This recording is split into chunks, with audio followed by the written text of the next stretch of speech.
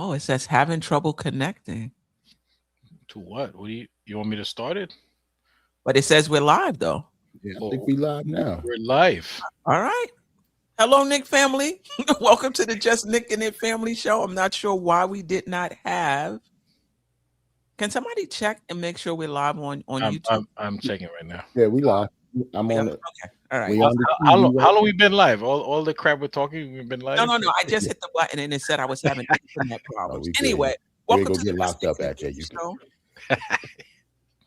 I'm your host, Stephanie, aka Queen. Joined. Wait. Dope Soul. Yeah, the Just Nick and It Weekly Show. Right. Dope Soul Sports Collective. I'm joined by Jerrell, Dope Soul. What is that? Cup champ. Ajay, the villain. Hit the like button. Oh yeah. 3260. I appreciate you. You. Little glitch to start the show, but the Knicks. Well, I don't know. The Knicks were a little glitchy too Oh, until that fourth quarter. But Queen. we're gonna talk about the Knicks NBA Cup champions and just talk about the game, talk about what we've learned about the team. Maybe their performance has changed our mind. I know, there were a few games early in the season where the Knicks didn't play well. And, in the chat, people were saying, this is not a championship team. We need roster changes. We need this. We need that. We got really good performances last night from multiple players. And I'm wondering if that's changing anyone's mind. So we'll talk about that. We'll talk about Kolek. We'll talk about my favorite topic, the ball handling or lack thereof. We'll talk about Mike Brown, who, I thought was really good last night. Um, yeah, a lot to talk about. But Queen. Jerrell, Before I, I'm sorry. Before we go on YouTube, I'm seeing the smaller. Um, It's this, two of them. It's two of them. you only seeing the small one. You're not seeing the regular one. I'm not Now, seeing the real the one. regular one is up too. It Oh, is is it? okay. Hmm. Okay, awesome.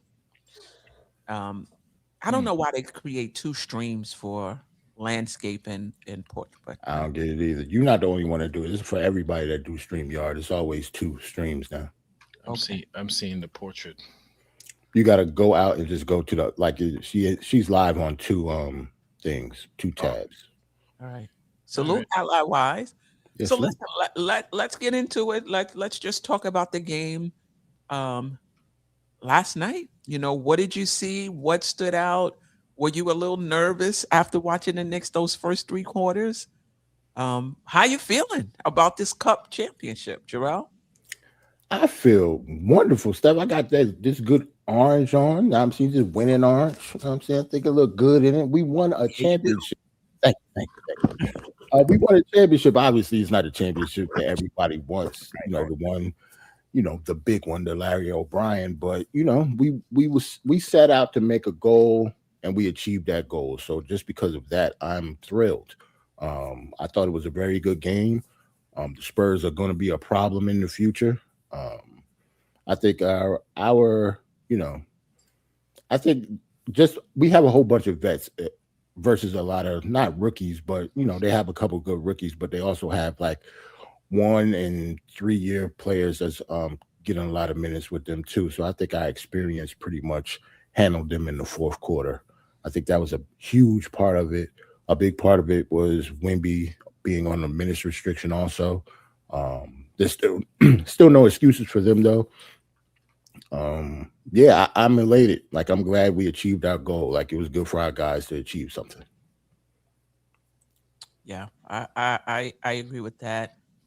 So you're saying we dodged a bullet with Wimby on the minutes? Not necessarily dodge a bullet. Like I don't want to use no excuses for them because they could have like they was handling us 3 out of the 4 quarters. So I wouldn't say Right. that they can't beat us like they've been beating everybody else without him. And he actually played. So even though he didn't get as many minutes as he usually does, there's still no excuse for them. They lost. Like they lost Right. that game. Right. Right. Yeah, for sure. Ajay, your thoughts on the game? On the game itself, Oh, like however whatever you want to. all right. So again, the NBA Cup, to me is it's another game. It's not really, So let's say in the Knicks were in it, so I'm in it. I'm interested. If it wasn't the Knicks, I would have been like going on about my business if I'm not interested in the teams, or I don't care for the teams that are playing. So, and having said that, I'm really happy for the guys. Like, you see that they were really excited to have won the game. They were really hyped about it, and they obviously it means something to them because they went out and played their hearts out. You know what I'm saying? So, um, yeah, kudos to them. They put the effort, they worked hard, and they won the game. San Antonio tried really hard to, but the New York Knicks came through with the dub and with the cup. And it's hey, it's a good feeling. It's a good feeling. I was watching it, I was really excited, and I was also excited that that was the only game that was on yesterday, obviously. So the world was focused on that game, and the world was able to see what we've been seeing in our team. So they, maybe some people take it with it. Some people like hate the Knicks no matter what, but at least they see that these guys could go out there and ball and come out with a win, even when they have another team that's playing really hard and that's super talented, super athletic, super fast, and you got Wemby in there, which is like nobody could do anything with, and we somehow managed to beat him. So that's good. That's very good. I mean, but not just that. San Antonio was the better team for 3 quarters. They were the better team for 3 quarters. Well, I thought statistically they were pretty even the first half. Yeah. The second and third quarter they were really good, but the Knicks in the fourth quarter just was able to turn it around. I mean, it was 35-19. In that fourth quarter, because there was a time when I was like, wow, we got down by 11. I'm like, whoa, you know, but it was like they just turned on a switch and just got multiple contributions in that in that fourth quarter. And Jordan Clarkson, he was our leading scorer in the second half. He was the leading scorer in the fourth quarter. It is an experience watching him play, but as Geoff would say, but last night he was great. And Kolek, I can't say enough. Like I said all of this on the on Mhm. the cap show. Mike Brown going to him. Soon as Brunson turned the ball over in the corner, he was just like, Yep. oh no, we need another ball handler. And listen, I thought Bridges. I said it in the first quarter. I think me and DJ Shuttle was texting. He was struggling getting the ball over the court with the high trip. I was like, Lord, Mhm. Stephon Castle and them cats, they was into him. And Mike Brown made that, great decision, to go back to Kolek. But Kolek played well enough in the first half and these last few games that he felt comfortable going to him. And Kolek was, yeah, a career game for him. Steph, we going with individual players too. If you want to, where do you want to start? Start with your man, OG Anunoby. Let's start with OG. Kept us in the game in that first quarter, in that first half. The first half, man, OG Anunoby looked like Superman out there, man. I think maybe that's why I'd be so pissed when he have like normal games. When he looked like that, he looked like nobody can guard him out there. Like he was getting everything that he wanted. He was still playing, good defense on that end, but stuff was falling for him. He was aggressive. He was going to the basket, bumping people off his shoulders. Like OG Anunoby looked like an all-star last night. Kind of fizzled off in the second half, but like you said, like the first half was the reason we was in the game in the first place. A lot of that have to do, since we're going to do individual players, I'm not going to talk about Bridges yet, but It's big, okay. but a big part of OG Anunoby having, or why it was so big, is because the other wing stop dude was struggling. Like my X factor was like a Y factor last night. Like, why the hell are you playing like this? Like, I couldn't believe it. Like, I know we in Vegas. I don't know if he had like some bad food the night before or something like that. But Bridges did not look like himself. I do agree with you with the ball handling, and he was getting hemmed up by a whole bunch of guards and stuff like that. But I thought like he actually looked. I don't think it had to do with them. I thought it was just a bad Bridges game for some reason. But back to OG Anunoby, he was great, man. He looked like an all-star. And if he continues to play like that, we're gonna keep having those, Kawhi Leonard 2.0 type of conversations that I was talking about before. Because that I did not want to have, because these games are so few and far between sometimes with him playing like that. The way that he played in the first half was completely awesome. I have nothing negative to say about him tonight. And just the confidence. Like one shot he pulled over in the left corner. I think was it Wemby was playing him. Somebody was in his face. I'm like, yep, okay. Pulled it anyway. And yeah, he pulled it anyway, and he made it. He kept us in that game. There's no doubt about it. He was our leading scorer for the game.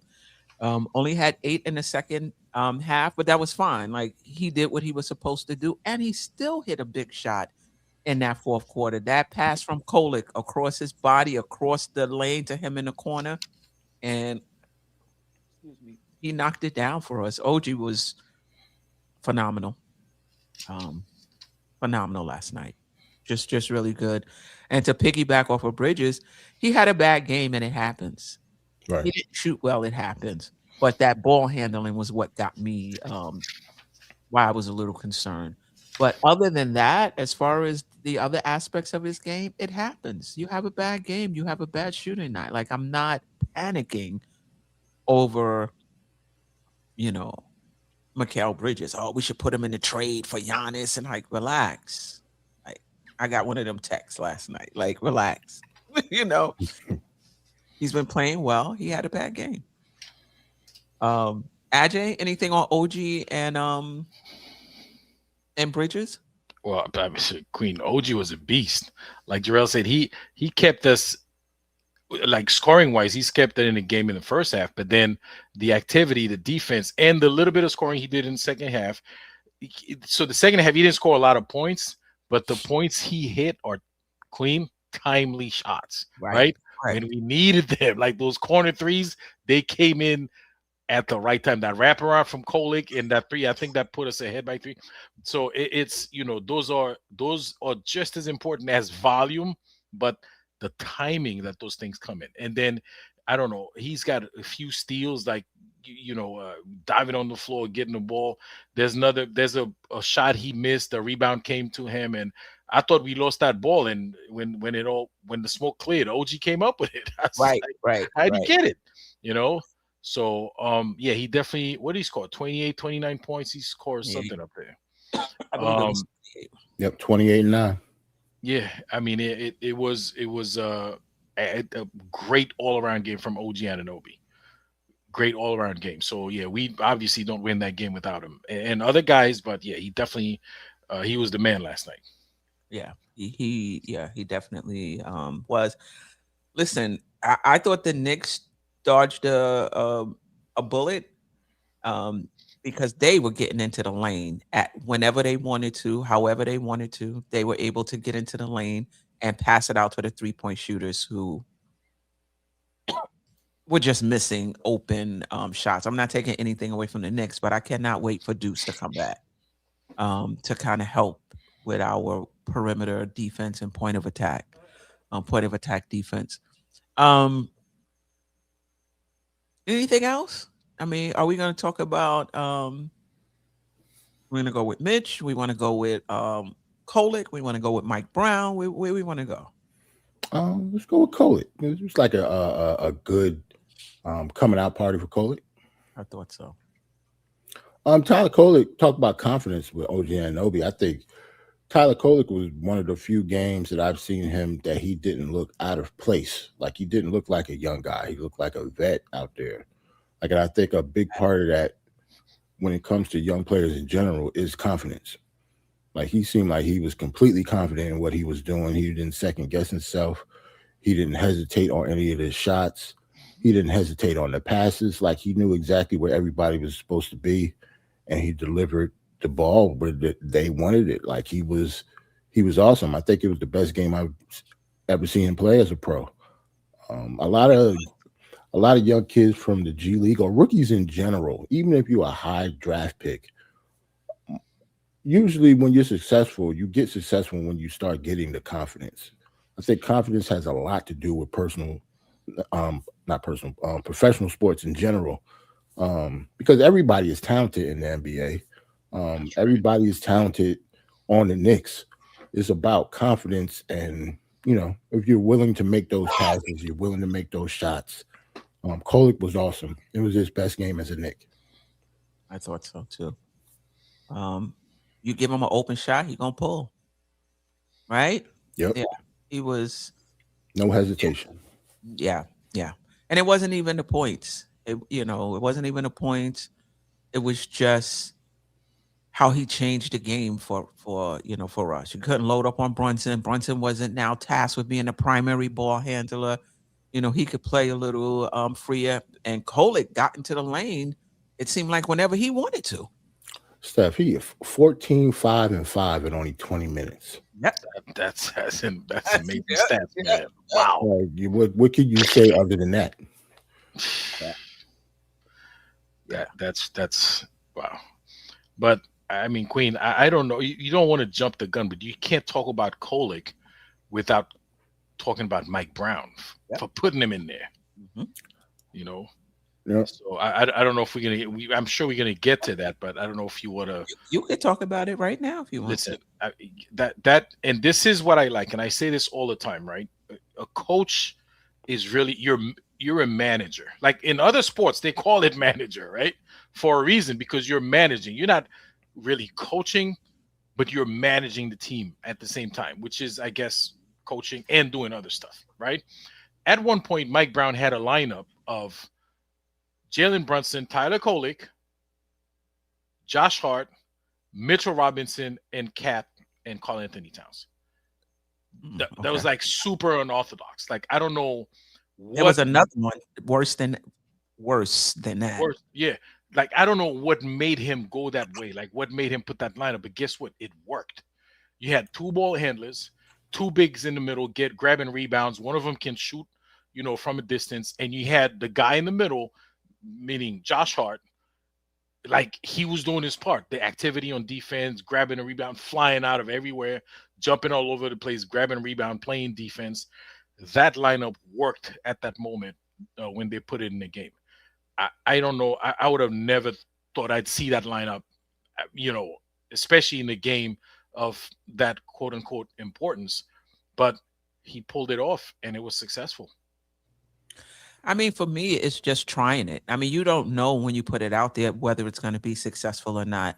So there was one lineup where he had the three guards out there: Kolek, Clarkson, Brunson, with OG and Mitch.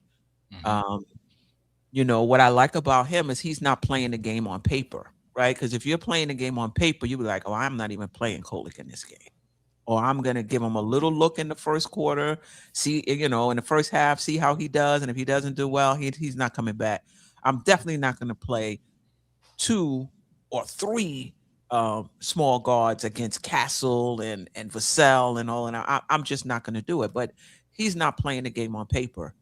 He's like, you know what, let's put it out here and see. And I also think he has a belief that the offense is going to outplay the defense. I think a lot of times we just look at, those guys can't defend. But if the offense is rolling and you're scoring and you're a net positive, it's still good. It's still good. So I just like that he doesn't let what doesn't look like it's going to be a good matchup on paper hinder him from trying it. And it worked out. And sometimes it won't. And if it doesn't, he'll make the change, I believe. But Queen, it wasn't just the defense, and because those guys, they were putting the effort in on the defensive end. You know what I'm saying? They weren't just standing around. Kolek was defending, and Jalen Brunson was defending. Those guys were playing defense. They're not defenders, but they were playing defense out there. Not only did Mike Brown play that lineup, he played it in the clutch too. In the clutch, fourth quarter, late with the game on the line. That's what's amazing about what he did. It's not just trying out in some mid-season game that, like, really, if you lose it, it's 1 out of 82, right? So it's the NBA Cup which whether we like it or not, it means something to certain people, right? And he's willing to try it on the big stage in the clutch. That's it. It's not just trying, man. I feel like he trusted it to go with it at that moment in the game. Yeah, he did. But I'm saying it could have backfired too. True. But the fact that even if it did, I'm pretty sure he would have just made the change. Mm-hmm. Right? If it didn't work, he would have just made the change. But you're right, he trusted it. And I'm pretty sure he looks at lineup data as well. I'm not sure what that lineup. I have to look at it myself. But they were in there with two strong defenders. The three guard lineup, at least, with OG Anunoby and Mitchell Robinson, who had a throwback defensive game last night. Mitchell Robinson has not been great defensively, in my opinion. I don't think his rim protection has been that great. I don't think teams have been hesitant to go into the key and challenge him this season. But last night, and this is the offensive rebounds aside, because I think he's been pretty consistent with that for the season. His defense on Wemby was really good. I thought his rotations was good. I thought his activity was good. I just thought this was one of his better or best defensive games last night. Like, he just looked like himself on the defensive end. What did you guys think? Just Mitch in general? Last night. Last night or in general, however you want. Yeah. Well, last night I'm overplaying it, Jerrell. No, you're not overplaying. Like last night, Mitch was awesome. Like he came in for Cat. Cat actually was hurt, right? Like Cat got hurt with a calf injury, left the game. That's why I think his minutes was a little low. I think he would have played more minutes, but Mitch stepped up in his absence. Absolutely. And it actually looked like Mitchell Robinson. Like you said, the past couple of weeks, Mitch hasn't been looking like himself. And we've been saying it. Ultimately, we just want Mitch to be a star in his role, like we always talk about. He was definitely a star in his role last night. 18 minutes, 15 rebounds. Like, what is there bad to say about Mitchell Robinson? He had an awesome game, too. Like, he had an OG Anunoby game, just his type of OG Anunoby game. Nice. Like, there's a couple people who didn't have good games. Like, Bridges didn't have a good game. Brunson didn't particularly have a good game. Yeah, we will talk about that, too. But Mitchell Robinson, he had a great game. That's the Mitchell Robinson that we really need. And if we're going to win a championship, we need that Mitchell Robinson. Like, it'll be so much of a plus if we can get defense like that on in a 7-game series. Like, they wouldn't know what to do with him other than foul him, and he has to work on his foul shots. That's the only down part of his game right now. Yeah. And on those offensive rebounds, he's not really looking to put them up.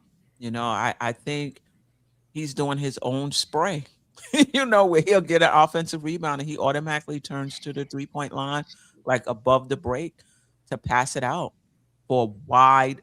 I mean, you're not going to get more wide open shot than that off an offensive rebound, and turn around and pass it out to the 3-point line for, wide open shots. And he was responsible for a lot of them. He tried a couple times, though. He tried to put it back up. He did. Wemby got him once. Yeah, Wemby got him once, and he didn't do it again after that. But a couple times, like, Mitch was actually aggressive. I was actually shocked because, like you said, most of the time he is, getting it and just spraying it out, which makes sense, especially since we're a 3-point shooting team, or at least want to be. We shoot them like we want to be. So if 40 or 41 last night, right? So if all of our cats is going to get sprays like that from Mitchell Robinson, then it's all good. But yeah, he tried to put it up a couple times. I actually like that. I want him to do it a little more so he can get comfortable doing it. That's all. But yeah, he was awesome, man. Mitch was great.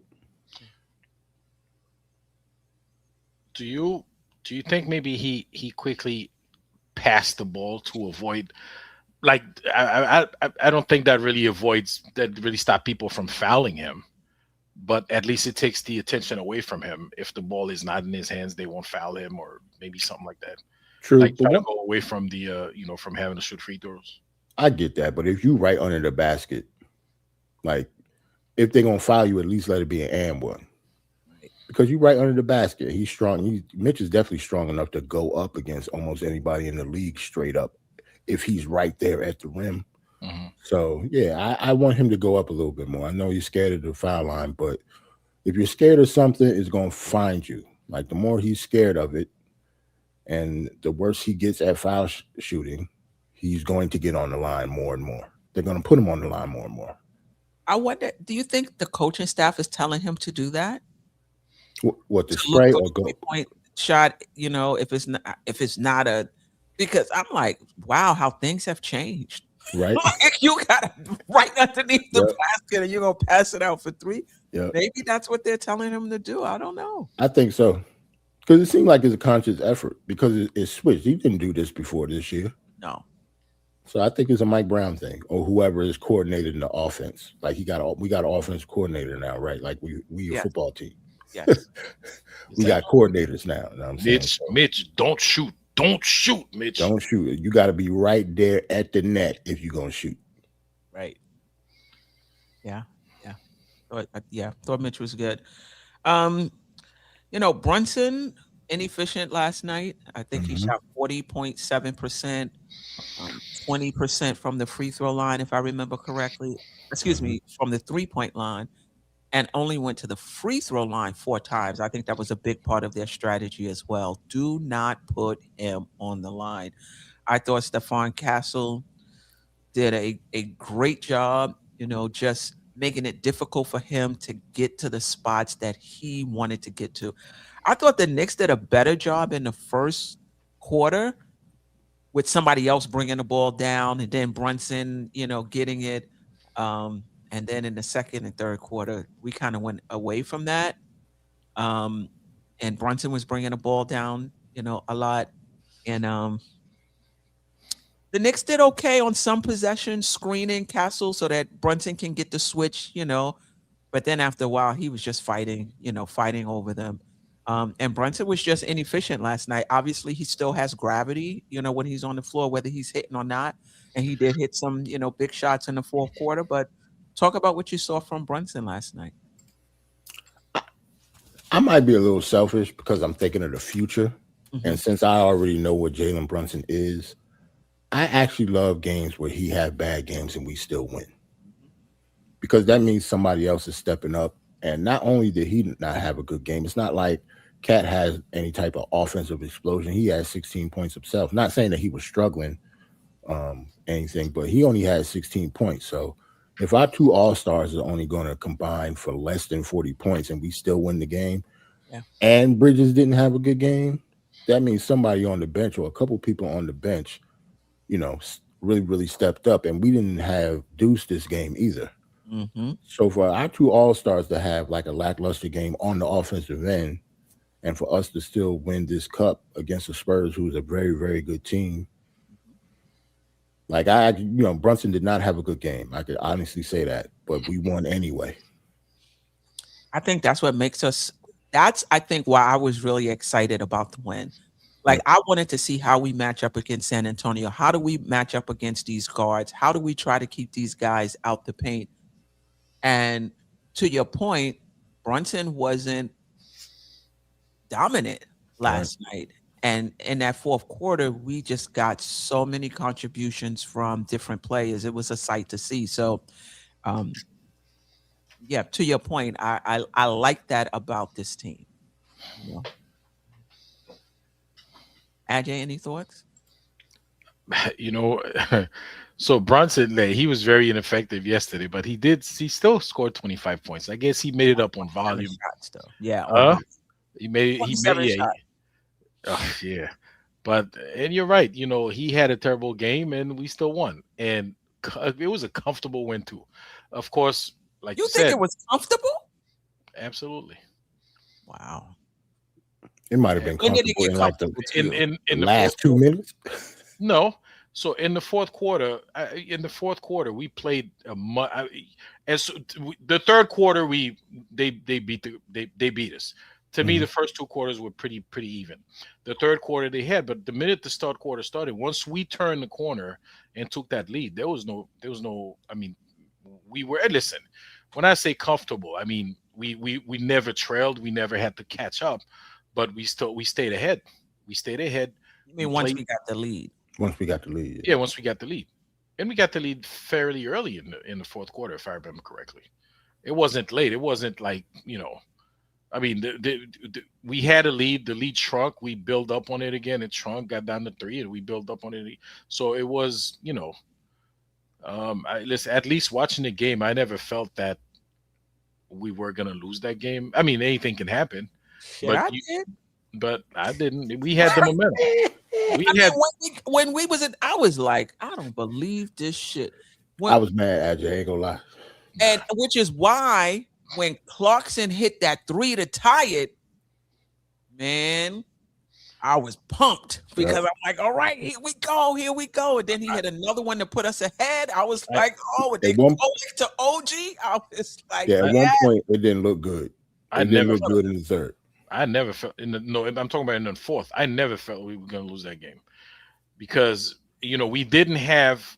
So even at the half, the fact that we literally had one guy playing well in the first quarter, and we were only down by 2. First half in the first quarter, in the first half, and we were only down by 2. So that's already a sign that okay, they pretty much giving you all they have, and you're still right there with them.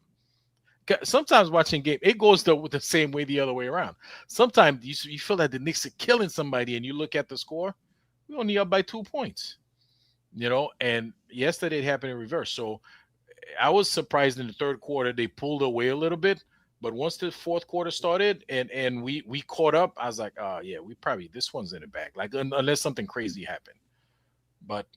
Like it's the back and forth. You feel like we were on we had our foot on the gas. We weren't gonna let up on that one.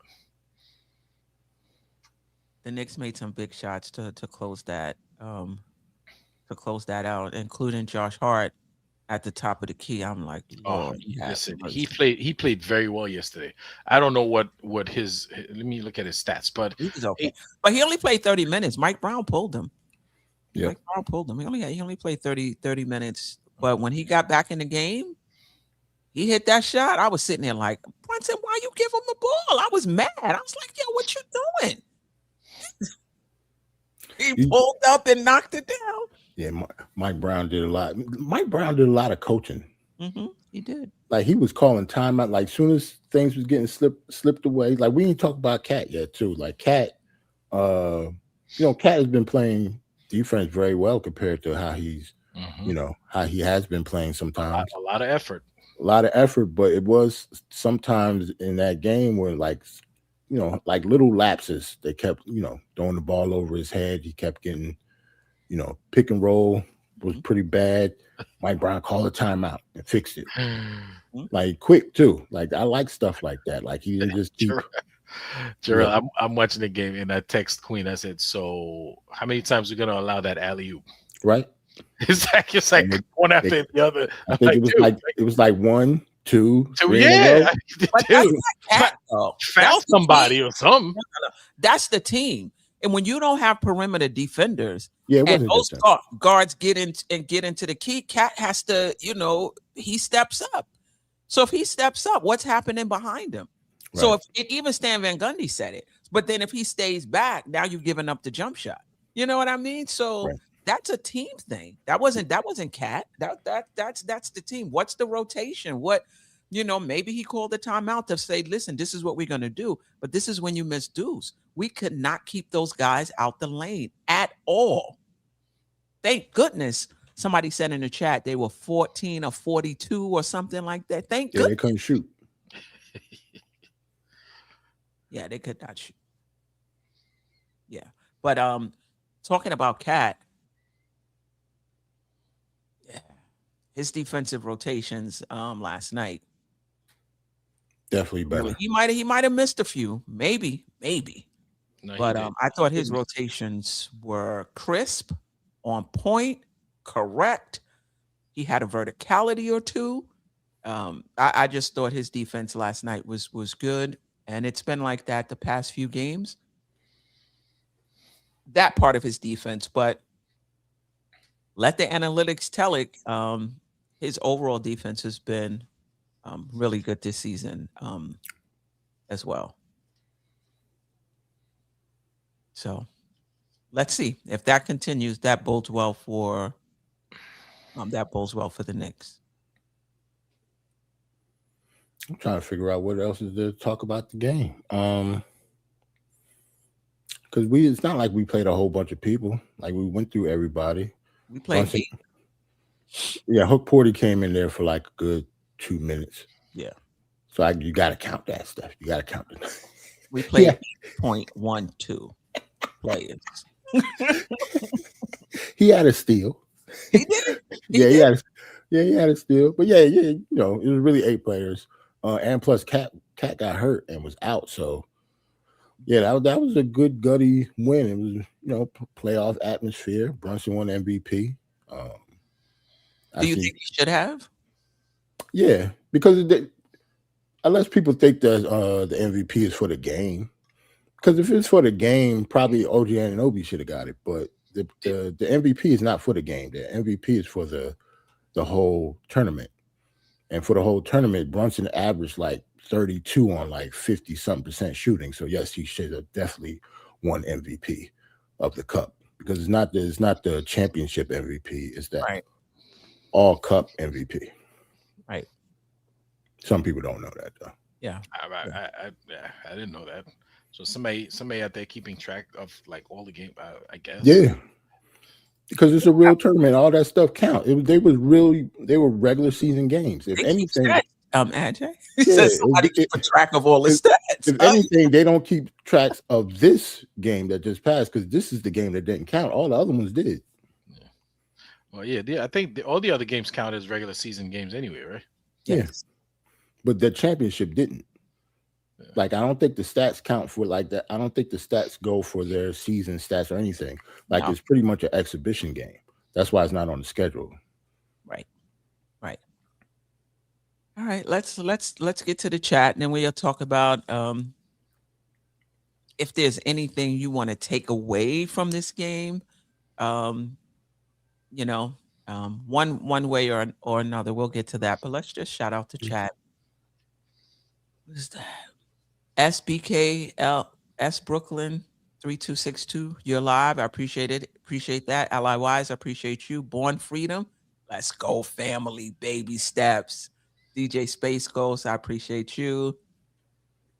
David Smith, appreciate you as well. Nick Yak in the house, appreciate you. All right.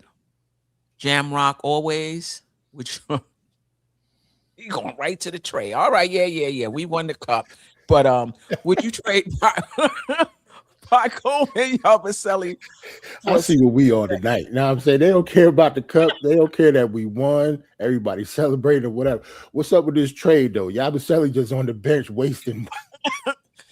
Yeah, one of the questions I was going to ask after the break was, after shouting out the chat, was, given how we played in the cup, particularly last night, given the multiple contributions we had, and you guys can mull on this, has that changed your mind as to whether or not the Knicks need to make any changes this season, right? It's one thing to see them against Washington and Cleveland. It's another thing to see them against one of the top 5 teams and what's supposed to be a better conference. So has that changed your mind as to whether or not you think the Knicks need to make roster changes? That's for the chat as well. We'll get to that. Okay. Nick Yak, go ahead. You were going to say something, Jerrell? Oh, no, I'm good. Spurs long athletic and have Wemby defense was tough. We put up 124, not shooting well in the first half. Not shooting well and missing players still. And missing players. Like Cat was injured, no Deuce, no Shamet. Yep. I wanted to talk about Shamet too. Okay. Well, after the chat though. Okay. No reason for Brunson to play 41 minutes yesterday. Absolutely there was. Who else was handling the ball? You just gonna have Kolek out there by himself? Come on. All right. Wow. I didn't see that one coming. Yeah, they wanted to win the game. Right. That's why he played. How do you not play Brunson? Okay. I mean, if you want to say he could have played 38? Like, do you feel like he was like No, not even. Mikal Bridges was having a bad game. Smith. I'm talking about David Smith. Did he feel like he should have kept his minutes down a little bit to risk, and when Cat went out with the calf injury, so you wanted them to sit like he had to play all that time, and Cat went out, and then Cat came back. I actually thought Cat was going to be done for the game. I thought so too, because they actually said that he was questionable. I kind of figured that he was going to be doubtful coming in because the calf injury, that's that could be something serious, to be honest. And he came back and gutted it out, and that's when Brunson was able to get maybe a little bit of rest. But you can't, if Cat is out, you can't have Brunson on the bench just because he's having an inefficient game. Like, he has to shoot out of that. And plus the gravity of him being on the court, like, it just makes sense. He had to play a lot of minutes last night. He had nobody else because, I mean, Mikal Bridges was not having – Mikal Bridges, it's not like he was inefficient. He wasn't having a good game at all. Like, he wasn't scoring. Brunson was inefficient, but at least he was getting the ball in the hole. And like you said, he has gravity. But if you didn't put Brunson, who were you going to put in there? Right. Because it's not about his shooting. Like, some nights he's going to have hard shooting nights, but that don't mean you put him on the bench. I'm curious. David Smith, please answer. Like, how would you do? Would you, like, who were you going to put in there if you didn't put Brunson 41 minutes? What do you do? Increase Mikal Bridges' minutes? And I think also you got to keep in mind, we were down, and like, maybe if we were up in the third quarter, maybe he gets some rest. Mm-hmm. You gotta remember that we were down 11 in the third. We didn't take the lead until the fourth quarter, if I'm not mistaken. Wise said Cat faked the injury. When we got the trophy, his legs wasn't hurting no more. It was all smiles ear to ear, huh? Wise crazy. Salute, Darlene. Brian, we appreciate you. Brian. Salute. Oh, yeah. Yeah. Let's see. Shamrock always wanted a few games in his career or this season. He has played a lot better this season. I take it he's talking about Kolek. I haven't seen a few games career or this season. He played a lot better than. That could go for. I don't know who he was talking about. I wasn't watching the chat while we was talking. I think he's talking about Kolek. Let us know, Jamrock, always, if you're talking about Kolek. Yeah, who that pertain to? Yeah, I don't know. I thought Kolek had a career. And even if he's had better stats, wouldn't you factor in the type of game that it is? Yeah, and in 20 minutes, 14, 5, and 5, he's never done that. Like, I can say that that's his best statistical game of his career. And he played 10 minutes in the fourth quarter. Yeah, he was balling. 10 of those minutes were in the fourth quarter. Yeah. But that's interesting. I mean, that's why we have the shows, because everyone has, we watch the game, but we have different opinions of it. Tibbs would never ever do something like that. I think he's talking about playing Kolek, I think, and in Brunson, the fourth quarter. And Brunson together. Okay. Yeah. We if that's the only way to win that game, and like, we would have lost it with Tibbs because he wasn't going to do that. Right. He's right about that. He wasn't going to put those two small guards and the two big lineup and Josh Hart. Well, Josh Hart would have been in there, but that was like such a awkward lineup. It was very, very strange. And we say, regardless of who the coach is, we want him to be, flexible during the game and be able to adjust. So we saw that yesterday. Right. Nick Yak, we played Tibbs 8-man rotation and half-court sets. Main difference, he let the hot hand play late in the fourth. I mean, we've gone over this. I do think there's some similarities between, Brown and Thibodeau, but I think he's different enough, in my opinion, that it'll make a difference. We're not going to really know until we get to the playoffs.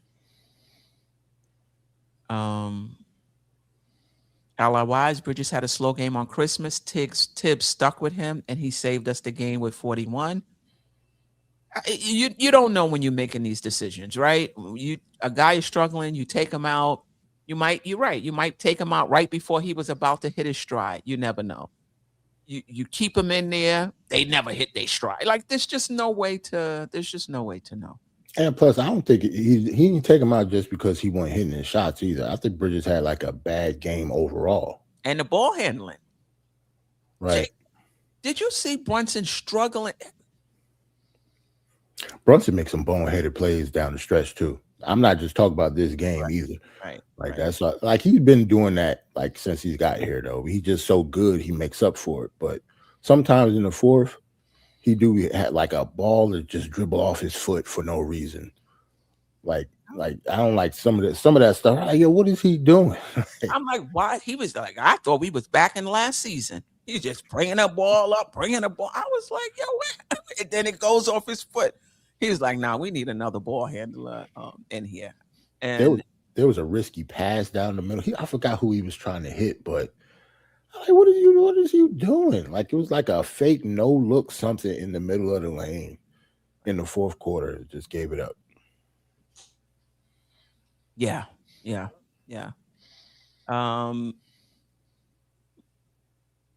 15 rebounds in 18 minutes is damn good. Talking about Mitchell Robinson. In game, there was one point where Wemby got the ball on the 3-point line. Mitch meets him at the 3-point line. Wemby goes for the 3, and Mitch leaps up, and I think just alters the trajectory of the shot. Yeah. So Mitch was good last night. Coach in the building. Salute, Appreciate you, Coach. Knick loyalty. It is wise of Mitch to pass the ball out rather than get fouled. If he gets fouled and goes to the line and miss, it's an empty offensive possession. Provided he doesn't make the shot. Like I'm thinking that, he'll make the shot, and if he misses the and one, so be it. But I hear what you're saying. Right. If he doesn't make the shot, it's an empty. Okay. Yeah. We just talk about him just being right under the damn basket. He's 7 something. Mm-hmm. Like he could just go like this and he's touching the net just by putting his arms up. Mm-hmm. Coach says Stephon Castle will be a top 15 player in the NBA at some point. If that shot comes around, he definitely will. If that shot comes around, it's a wrap. It's a wrap. He has everything else. Yeah. Don't the Prince Bum. Don't get me to trying to pronounce that name. But appreciate you. My early days of MBK, we was on that panel together, night after night, game after game. Appreciate you. Hope all is well with you and yours. Latoria, I appreciate you. The others carried us last night. Cat and Brunson didn't have great offensive games. They did not. And he said the Spurs guards were held to 14 of 42 shooting from the field. That was some of it was self-check though. Like I'm not sure how much of that was the Knicks. I think some of it was. I think some of it was also them just missing open shots. LIY said, we say Brunson was inefficient, but the Spurs guard shot worse. They did. That's true. They did. The Knicks were better at the end of the game. The Knicks were better in field goal percentage, 3-point percentage, points in the paint, offensive rebound, second chance. Like they were just, at the end of the night, better in every aspect. Sherwin, if Brunson had such a terrible game, why was he named the MVP? I think we talked about that. I think it's based on the overall tournament, not just the game. Yep.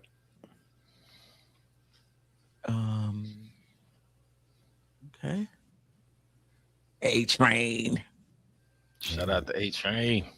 When they held up that cup, I said, man, oh man, let that be the Larry O'Brien 6 months. Man. Yeah.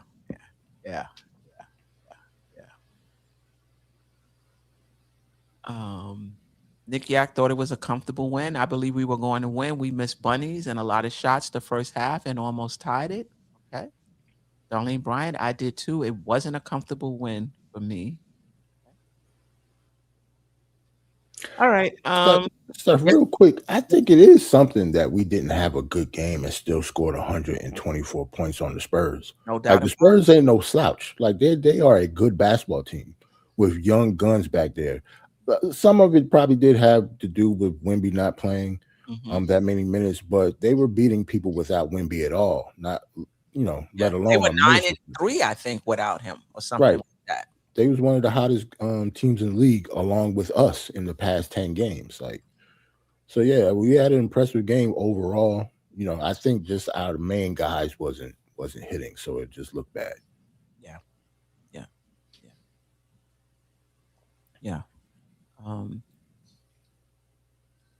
Yeah. All right. So given what we saw last night, Wiz, appreciate you. I was not anxious, but Castle was a little concerning. OJ did the darn thing. Yes, he did. Yes, he did. Given what we saw last night, you guys still feel, and this is for the chat as well, replay gang, that the Knicks need roster changes, or some players grew up last night? Like you saw them in like a more competitive environment, and has it changed your mind on anything? Ajay, you want to go first? Wait, say that again, Queen. Ajay, when you was in school, the teacher always had to call on you, or did you sometimes just raise your hand? No, I was looking at some stats. I'll go first. Over. Well, Ajay, she said, how do you feel about going forward? Like, does that Given change what you saw you? as far as the roster is concerned, like you want to rock out with what we have? You feel confident? Listen, we could always improve. Right? Listen, we're doing okay this season, right? But we're not number one. We're not top in the East, right? So there's another team better than us, at least based on record, right? Mm-hmm. And structurally, there's a couple of adjustments there's a couple of things we could make that would make the team better.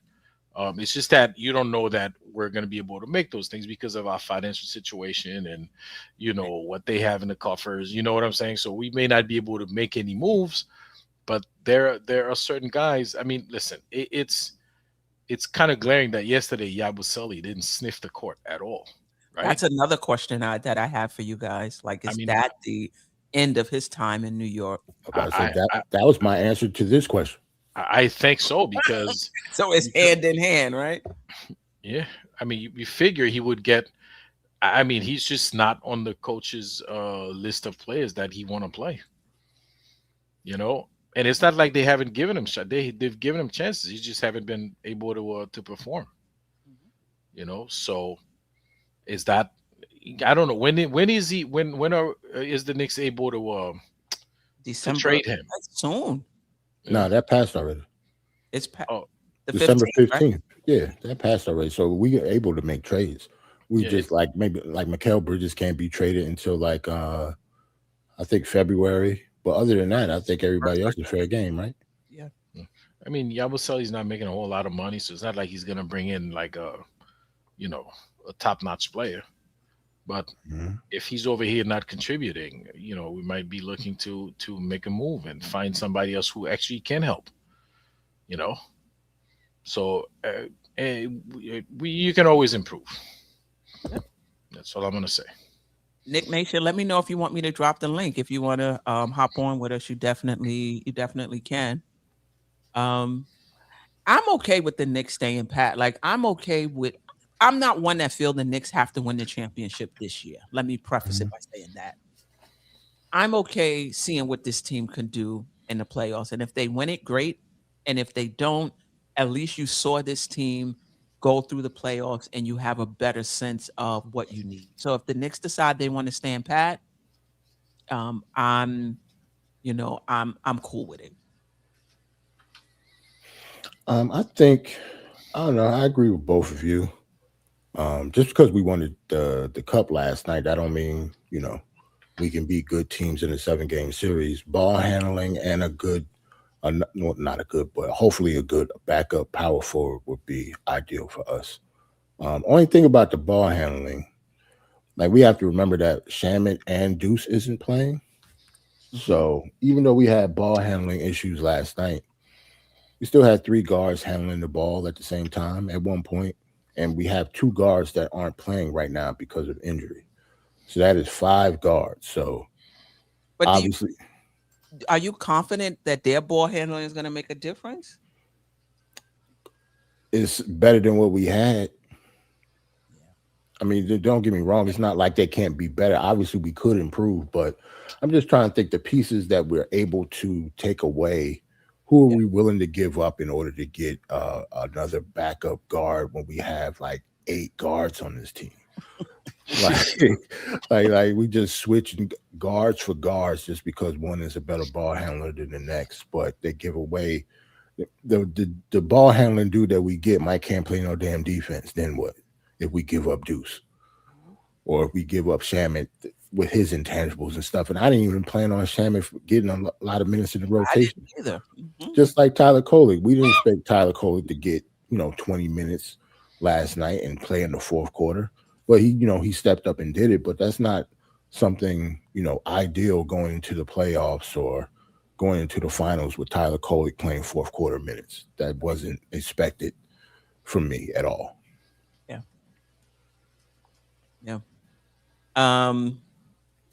Let me just chime in with the chat on this particular issue. A-Train, with Yabusele, what didn't happen in Vegas stays in Vegas. May not be on the return flight home. Amen. Hey. Oh boy. Knick Nation, the show is from that's this thing in StreamYard. Like now you can show the show in landscape and vertical, right? Yeah, phone mode. So portrait and landscape. Yeah, portrait and landscape. And so they just create 2 shows in order to do it that way. Right. Your show is definitely not the only one who does it. Everybody who uses StreamYard and clicks that option, it does it for everybody. Okay. Sharon, I am one who wants to win a championship this year. Okay. All right. Coach, don't let the cup get to your head now. Make a deal to get better. Yeah. Oh boy. Edward Walker, not okay if Knicks are not playing for the chip. Yeah. Okay. All right. Okay. I think they'll make a trade though. I think they're gonna figure something out. Who you willing to give up? And what do we need? Let me just do this comment. Okay. Randu 1973. For me, man, it is finals or bust. I didn't see championship or bust. I said finals or bust. Okay. All right. East Blue Drew, it's okay. You in the building. We appreciate you. Salute. Better late than never. Okay. We don't need a backup guard in Brown system. Did you see that? Okay. Shout out to Sherwin. Shout out to Sharon. Wiz, I want to give Yabusele and Daddy A more time, but right now they are the only ones I would consider moving. Only if we get is that Sohan, right, from San Antonio? Yeah. He's out of the rotation, I believe. Or what he gonna do with us though? He can't shoot. Nah, we need him to shoot though. Can we get some length? Somebody that could play 3. Yeah, I guess he has left, plays defense, but I think of him as more as another wing than another 4. But he does play the 4. Like Wiz is right. He is a wing, like a 3-4, but he ain't no stretch. Not a stretch 4. Like I expect him to be like a backup of OG Anunoby, not a backup from like, Cat or no. Somebody, somebody that's a real big man. I don't consider him a big man. Right. You need a but big. This may be for those who think the Knicks need a wing. There are some out there who feel like the Knicks need a 3-4. Yeah, true. So that may be where Sohan and Sadiq Bey is. And Sadiq Bey is back from what I understand and averaging like 14 points per game. We'll see. I didn't even know he was back. Yeah. Mm-hmm. Rand, I don't want to give up Deuce or Shamet. Both of them are having career highs before the injuries. Look. So that means we ain't giving up nobody then. And listen, Shamet is filler. If somebody wants Shamet, and I don't like Shamet. If somebody wants Shamet, I don't know if he's holding up a trade. Steph, we didn't think he was going to make the damn team in the training camp. Remember, he was one of the ones that we said that was going to be out. Yeah. So, we could get rid of Shamet if we could get somebody better than him. y'all for real gonna break up what we got? That's the question on the table, East Blue True. That's what I'm asking you. You know, given what you saw, do you feel like, let's just rock with this team? Or are you in the camp that, listen, if we can get better, we should get better? So I'm asking you, what's your thoughts? I can definitely see people having both sides of that. Yeah. Wings that can score with size. Okay. Okay. Snipes Entertainment. The Cup is an exhibition game that should not be played because it adds to meaningless games, age, risk, injury. Now some Knicks are on the injury reports for the next game. That can happen with any in any game. Yeah, they got paid for that, so Right. handsomely too. Yeah. They definitely was playing for that. You think Tyler Kolek, with the amount of money that he's making, that game that he played in the fourth quarter and was in the clutch too, and played 20 minutes in that game, and he got over $500,000, before taxes, of course.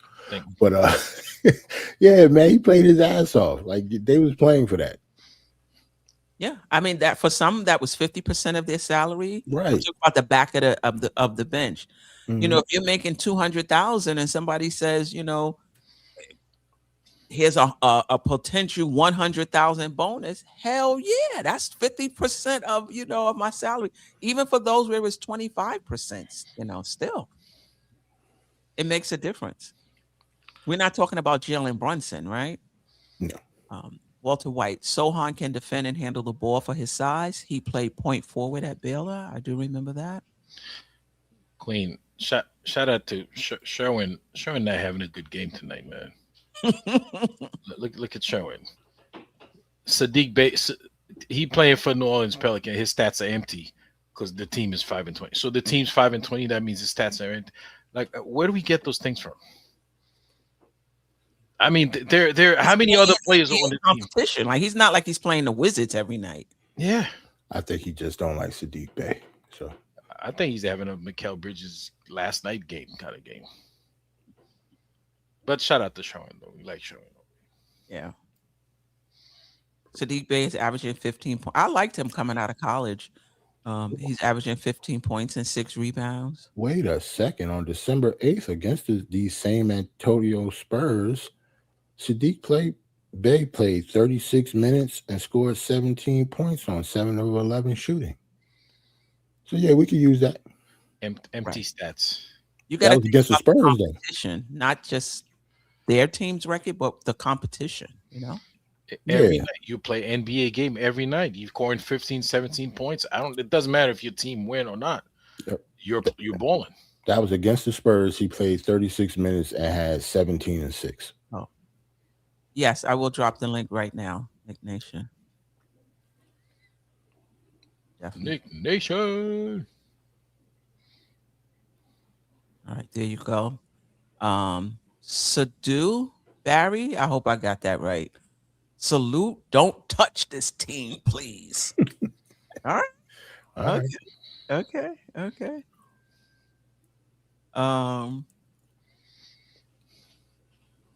Jet Life for life. Appreciate you. 126. We could use a backup 3-4 to back up OG, but I wouldn't mind us staying pat unless injuries take hold. Yeah, I'll take Sadiq Bey over Yabu too, particularly how he's playing now. Yep. Or in general, to be honest. In general, you're right. He's a better player than Yabusele. Right. I got a little emotional for a few seconds last night when they announced the New York Knicks are the NBA Cup champions. You didn't even hear the cup, right?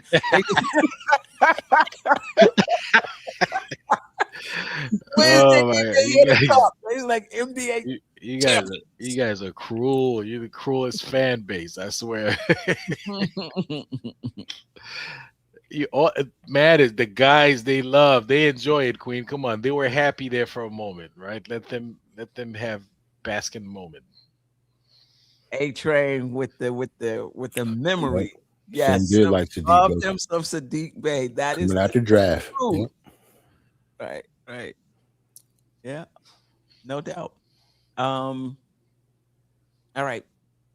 There was a question I said I wanted. Oh, let's let Knick Nation. Knicks Nation. Hello there, sir. Hey, Salute. so up, good man? to see y'all. Listen, welcome. First time on the panel. We appreciate Yes, it. Welcome, thank you for having me. I'm looking around in here. I made it. Queen, Woo-hoo! Queen, we gotta have sound effects and Yeah, we do. Yeah. We do. yeah. Wait. Definitely. Wait, I want to make sure it's the right one. No, not that one. Step. Yeah, I need theme music. Bring me in with theme music. Not that one. Definitely not that one. Nope. I can't find it. Oh, I can't find the clap. I You can't gave find that man the don't worry, don't worry. You need to stop Don't worry. There you go. We make our own sound effects. I'm from back in the day with it. You know what I mean? That's where I'm from. The first thing Queen trying to hit, I thought it was Planet Rock coming on. You know what I mean? I'm about to bring it. Oh boy. Thank you for having me on though. And big shout out to the panel, big shout out to the chat. You know what I mean? Anytime. Yeah, thank you. I've seen you on with Devon, and I meant to DM you and ask you if you wanted to be a panelist today. So it just Oh yeah, thank you. Definitely worked out. Definitely appreciate it. Anytime. I'm always available because I'm a retired man and I love my Knicks. So you can always come on. You can always come on. on. Yeah. Oh, without a doubt. I will definitely make a return for sure. Yeah, without a doubt. Yeah. Yeah. Because I love talking Knicks. I love it. So you know what I mean? And the first time even when we met, I remember me telling you, because when I really first started seeing everybody, it was during the pandemic. And and even at that time, so I lived alone, and so you know what I mean, being isolated and things like that, and just having something to hold on to, and it felt like gaining friendship and seeing you guys, and it was just the best. That was just the best, and I really, I'm thankful for that. That helped me through a lot of times of because it was during that time. So yeah, definitely. What's on your mind? We've talked man, wherever you want to go with it. Let me tell you, I was so ecstatic last night. I'm born in 1968, but like 1970, we don't remember that or know that. So I was born at least for it, but have never seen us really win anything. You know what I mean? In that sense, I've seen us get to the championships, but not win, So to actually get there and win it, I was really just giddy about that, screaming at the TV, I think I remember right before the game was even over, I text Ron, we did it. like I was like, ooh, it was like everything for me. I was like running the street, streaking. It was crazy. It was a lot for me, but yeah, definitely enjoyed it. I found it interesting, the one part is, like I said, I found interesting is that if we didn't win, everybody would have been, all of the commentators, all of the analysts, people in the chat, amongst all the whole Knicks nation going across would have been really screaming today for like trade for Giannis, this, that, and this. And I'm so happy that, that for now, that's, a little bit, avoided around that. Because like you guys were even talking about, I am definitely in the points for keeping this team together. I'd like it to gain a long, lengthy defender. I think we have enough offense, and if it's a guy who's, just coming in and, no running, no plays for him, clean up a little bit, just to give us that, little bit diversity of a match. Diawara is definitely let's say Muhammad is the size in which we're hoping, the characteristics that he has. He's still young, but I'm hoping going forward, Yabusele minutes go to him. Because at this stage, I think we've all seen it. He's unplayable. especially when the talent rises a bit, he was just, he looked like, and it's not about if he's, where he's comfortable at. I just mean physically. He just physically can't keep up. I mean, physically cannot. So I think as they say, we're asking from, water from a rock. I don't think it's going to happen. And I think moving forward, at least let's try to develop him a bit. And if during the trade point, if it does, that's the only thing I'm asking for. I don't think that currently right now, if you brought the Giannis in here, I don't think that would work. I say give them a chance. Give them a shot at moving forward. My only hurdle that I want them to get over, and I'll keep saying it's them in a sense too now, because I'm gonna start treating it like a team. When Cat makes these weird mistakes, somebody's got to go and do almost what it's running wild. I don't know if you guys have seen it, but almost what Josh did to Brunson. You know what I mean? He got to get poked someplace like, hey, knock that off. Because it's just, as we say, it's not his behavior of the ridiculous fouls, yelling at the refs, and just doing weird, because ever so blue, he'll just do something weird, and we're just like, ooh, why?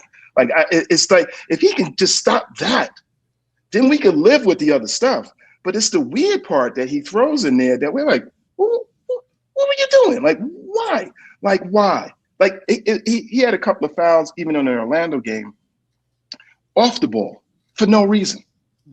Like, no reason. I mean, I know, this guy may have stopped you down there, annoyed you there, but then to get back down on the offensive end and to make stupid fouls, because what it does, he has the uncanny ability, when he does things that are weird, it stops our momentum. And I say to anybody, go back and watch even these last 8 games. When Cat did things that were weird, it just stopped our momentum. And then we struggle. So as a team, they've got to say, hey, come on, man, put your head back in this game. Stop doing, weird stuff like that. He gets past that hurdle. To me, I have no issues with him at all in that sense. Did you see any of that last night? I think only once he did. I'm trying to remember where it was, but he did some kind of weird foul again, and it basically did the same thing. It staggered our momentum. It was someplace where we were about to go up. We either possibly could have went up 5 or 7, or we were up 5. And I think we could have went up 7 or 9 or whatever it was. And it wound up flipping around. And next thing you know, they were like 1 point behind us. But I don't remember exactly where the moment was. Was it when he had the offensive foul when he was banging with somebody down low? I forgot who it was. Yeah, he did something silly, whatever it was. It was either offensive foul or something what it was. But it was like a silly foul once again. Like the guy's right, like the ref's right there. Like he's right there. Right there. Like you don't think he's going to see that? Like, you know what I mean? These guys didn't get to this level, missing these kind of things. But not that I thought the officiating was good last night either, but it just is. But the defining thing for me, like I say, if I remember right, I think I counted it. I think it was a 17 differential rebounds. And once again, I'll keep saying Mitch is an anomaly. He isn't this. If you go around the records and look, I don't think anybody's have rebounds like this in the amount of time that he's done it in. So that's why I call him the anomaly. So at this stage, I think the league, because you think everybody was sitting home, so the league knows that, hey, this is something to contend with. And him, Kolek, I thought they made a huge case for themselves. And for us Knick fans, and I'm going to say all of us in a sense, stop discounting our players. A lot of people think that, what will we get for Kolek? What would you get for Kolek after seeing that right now? He's worth, you know what I mean? He came in as a second round, but he is definitely worth a first and a second right now. because he's somebody, if you think about it, because that's more than likely what would happen. Somebody would make a pitch for him that's starting up like one of these young teams. Like if I'm the Nets, I'm saying, give me that. Because I know that this kid, he has the mindset. When the lights got bright, he dug in. He didn't cave in. He didn't, squirrel away. He put his chest out and he moves forward. He has the skill set to be a captain and run a team. You can see it. I've seen it probably from day one once I started seeing him in the league. I didn't watch him at Marquette, but once he entered into the league, sometimes you could just see the guys just have it. He's a guy that just has it. However you want to define it, he has it. And those you think he had one turnover? One turnover, rookie, right? Well, you can consider him half rookie in a sense. One turnover. I'll keep stressing that point. In a game like that, 20 minutes, a guy like that, just one turnover. He's gained value. I doubt when Deuce and what's name come back, I don't think Kolek is just going to go back to the bench like that. Something is going to have to compress and give in some way. But I don't think that he's just going back to the bench like that. He's shown that he can do it. That's a good point. That's something Mike Brown is going to have to figure out. What's your thoughts on that, Ajay and Jerrell? Queens, right before my thought, Nick Nation. So what do you? Okay, you said something's got to give. In your opinion, or even if let's say you were driving the bus, what would you do? Like, if both Shamet, like healthy Shamet comes back and Deuce comes back, what do you do? Me, if I can, I'm trying to package Shamet and Yabusele, and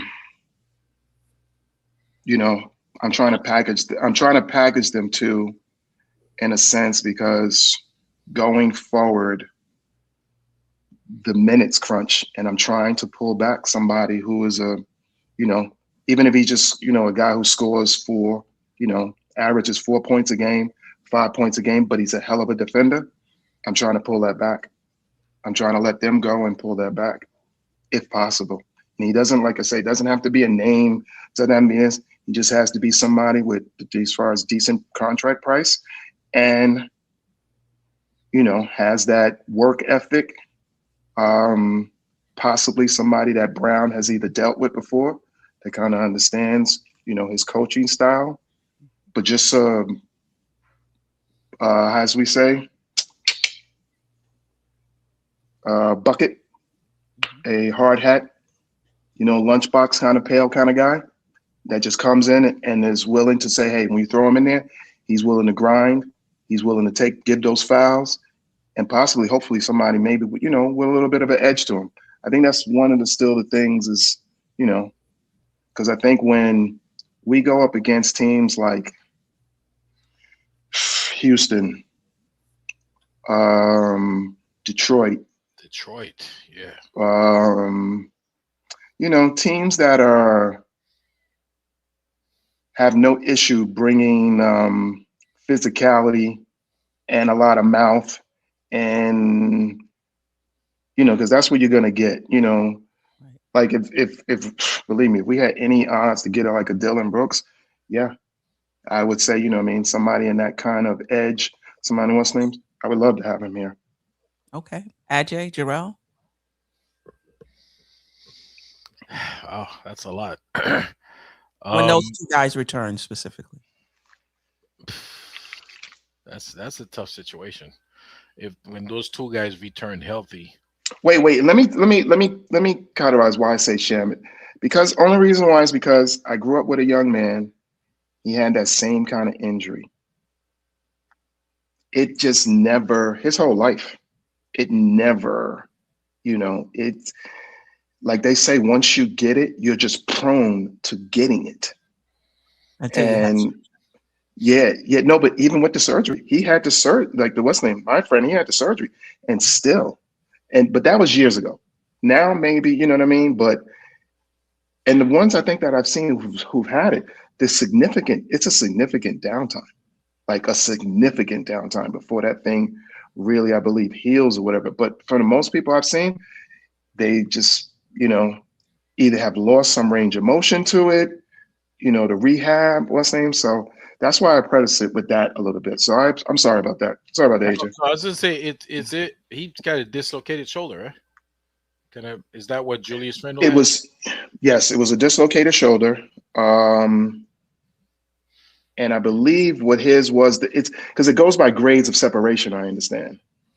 And the grade of what he had, I think he rehabbed it back as opposed to having surgery, for it. Because the surgery is quite a bit. If you remember Randall's was a long downtime. Right. I think it took Randall close to a year, right? It's like ankles. Yeah. They don't ever heal. It's like the ankle.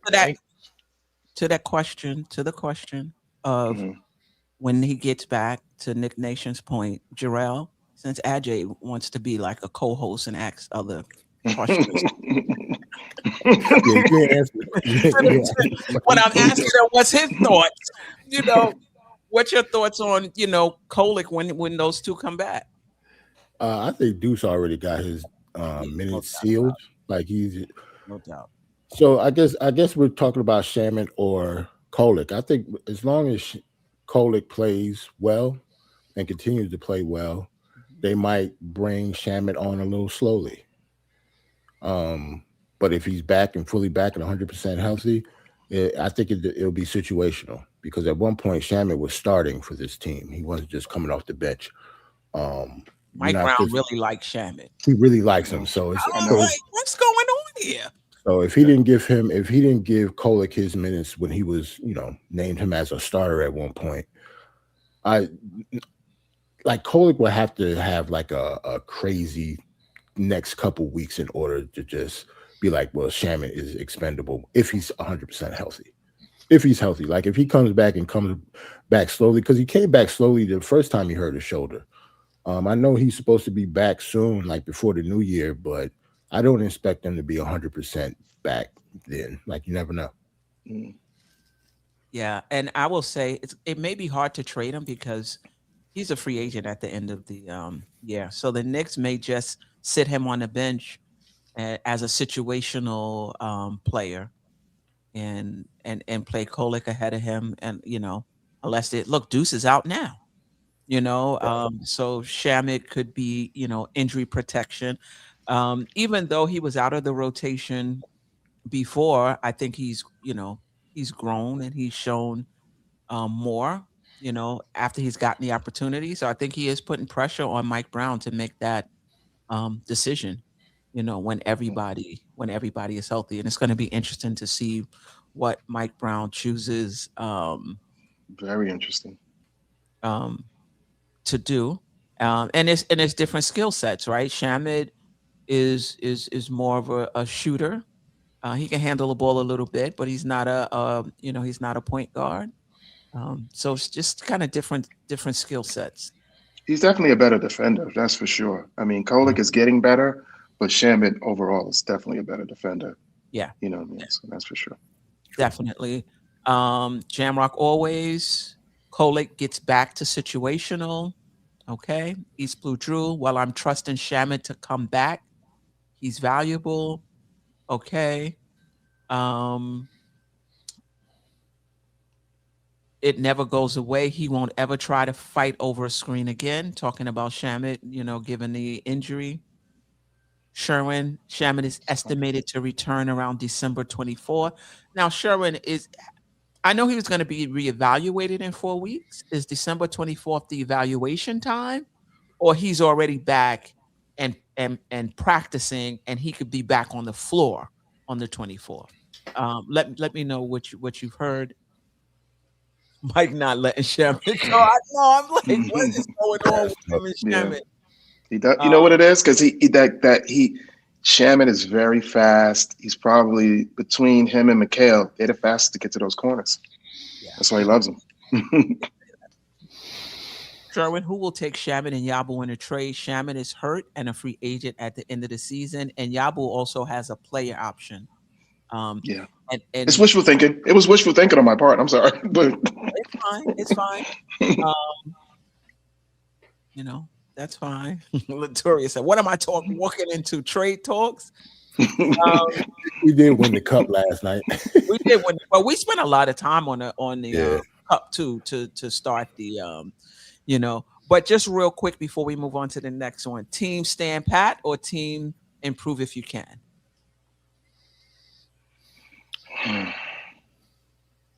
Me or yeah. You me. start. Well, I think I said it. The only thing, like I said, the only improvement I like for the core of the team to stay pat. The only thing, like I say, to change is, you know, us getting, you know, these guards. You know what I mean? I love our guards, but I think we need, if you look at, it's too much of a drop off because Yabusele is OG's backup. What? All right. So we're going around quickly. So you would say around the edges. Jerrell, stand pat? Yes. Or try to improve. Ajay? Even though I don't see how, but I think we should try to improve. I don't see how because we don't really have a lot of tradable pieces. Yeah, we don't get paid for that, Ajay. I'm just answering questions over here, man. We don't get paid. like Nick Nation said, wishful thinking. Right?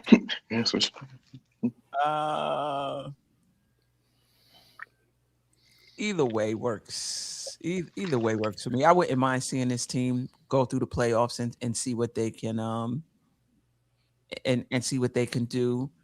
If we can get some more ball handling on this team, I would like that. Kolek is playing well, but you never know how it's going to go in the playoffs, and so having a ball handler on this team doesn't hurt. If things do go south in the playoffs, you're not just stuck with what are we going to do. So yeah, that's what I would like the Knicks to do. How they do that, whether they can do that. I got a question for you though, Steph. Yeah. Mm-hmm. Are you saying that because, like, I guess, well, not just you in general, anybody that wants to stand pat, are you saying that because you don't expect us to win a championship this year, though? I don't know, not necessarily. Because I think that changes a lot. If you do expect us to win a championship this year, that question changes a little bit. Which question? Should we stand pat or try stand pat? Because the reason I asked you that because you said to see what we can do in the playoffs. For the people who believe that we're going to win a championship and we should win a championship, they're not going to say that to see what we can do. So basically, so what you're asking me is, if the Knicks are going to win a championship this year, should they stand pat or make changes? Yep. You're right. That is a different question. I wish I had the Jeopardy music now. Yeah.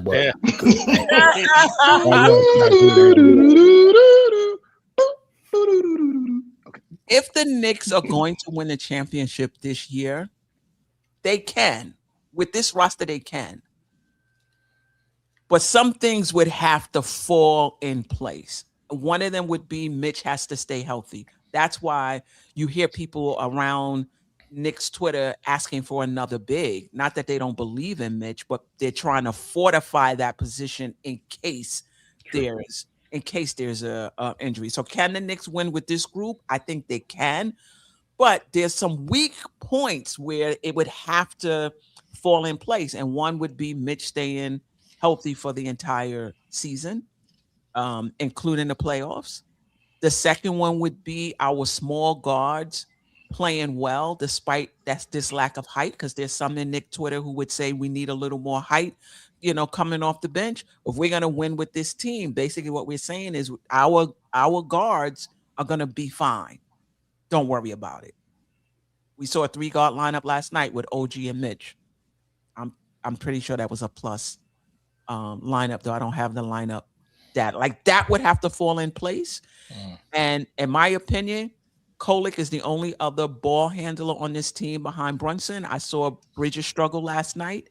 I'm not high on McBride's against playoff pressure. I'm not just talking about just bringing it down. I'm talking about you saw the pressure Castle put, like that happens in the playoffs. Brunson and Kolek are the only ones I would trust against that type of pressure in the playoffs. McBride, Shamet, Bridges, I don't trust. Kolek can go into the playoffs and ball out, don't get me wrong. But it wouldn't be out of the ordinary for a young player to ball out in the regular season and struggle in the playoffs, right? We saw it with Quickly. We saw it with Grind. So I'm not saying he can't do it. I'm just saying I would like a little more insurance, a little more insurance. So we can win it with this team, but Kolek would need to ball out as our only other ball handler, but not ball out, but play well in the non-Brunson minutes. Those 3-guard lineups would have to do well because we don't really have a lot of size coming off the bench. And Mitch would have to stay healthy. Like those are the 3 things that would need to happen for the Knicks to win a playoff, the chip this season, in my opinion. Those 3 things would have to fall into place. And it could.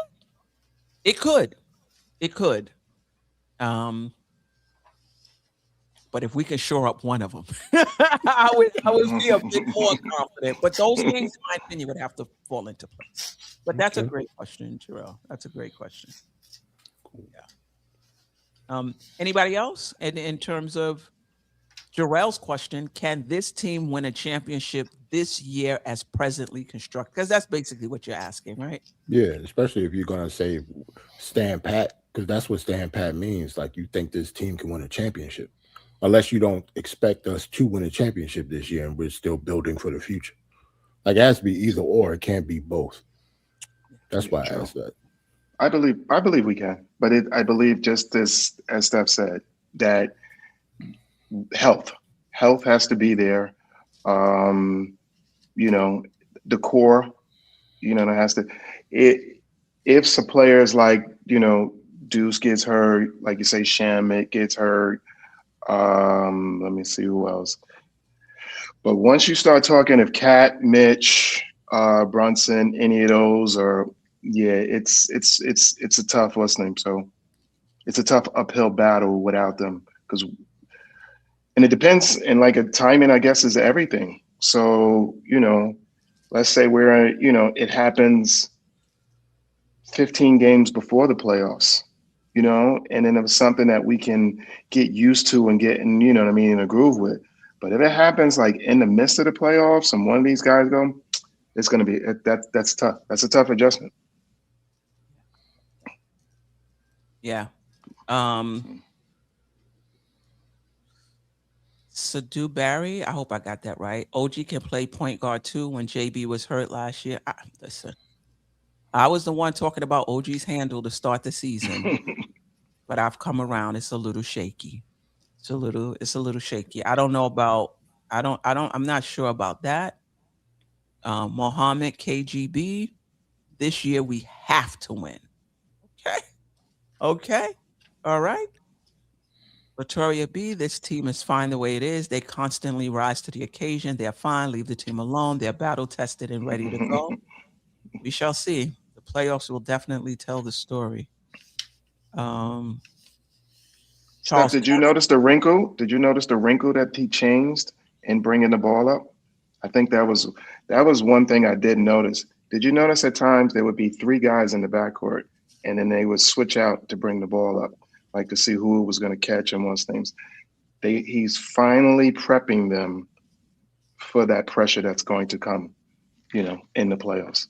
And I'm glad to see that he's doing something about it, where Tibbs just kept, slamming into the wall of it, which was weird.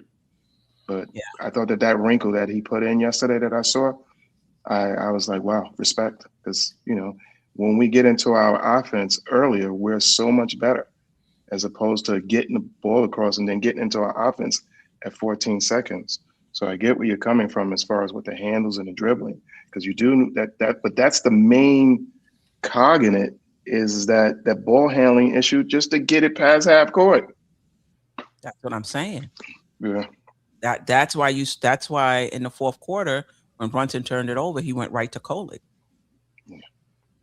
Right. But the important part was that he at least added some scheme to it, where you know what I mean, to help even Brunson out, to help Mikal out, to help these guys out, because you have to put some scheme behind it.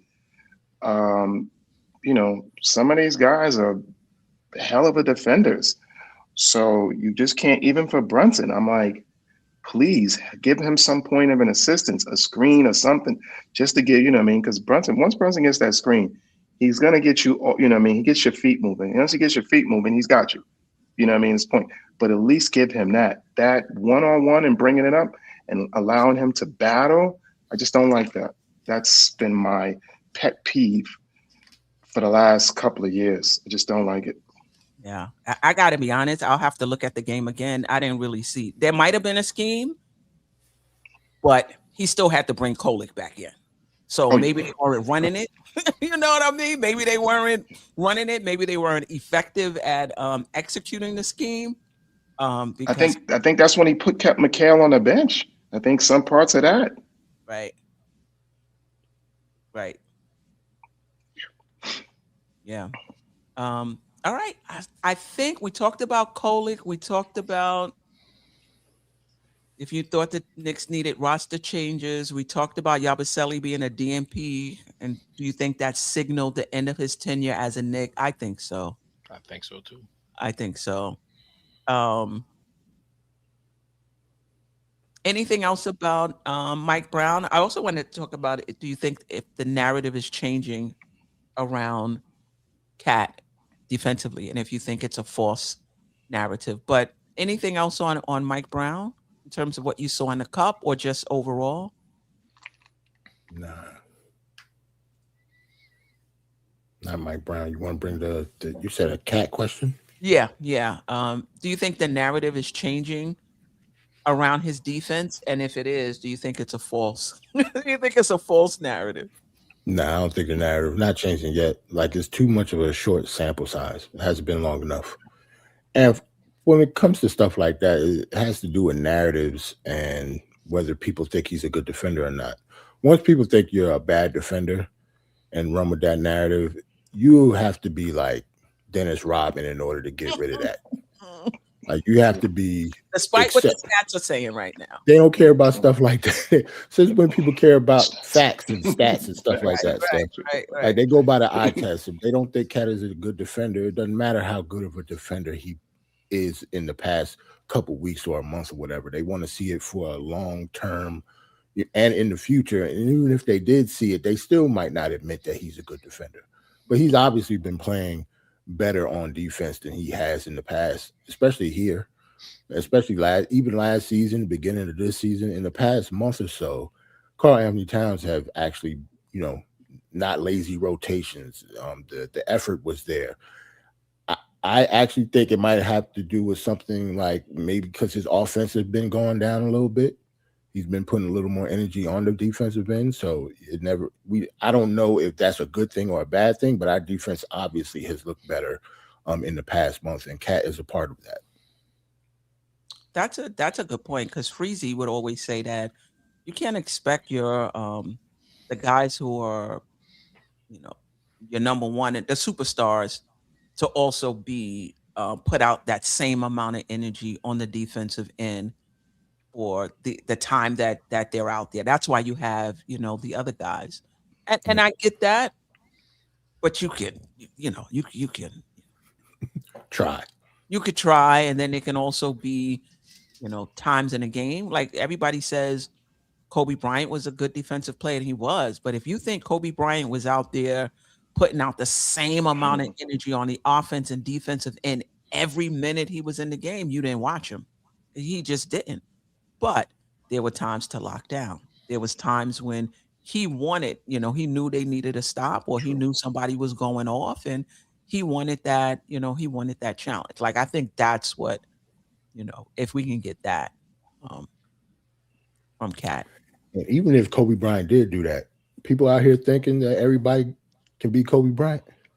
Right. or Michael Jordan or That's true. That's true. No. who the hell can Kobe Bryant? Say if Kobe Bryant did do that. That's not average. Like that's not even above average. That's exceptional when it comes to the people that we talk about. We talk about the best basketball players who ever touched a basketball. Right.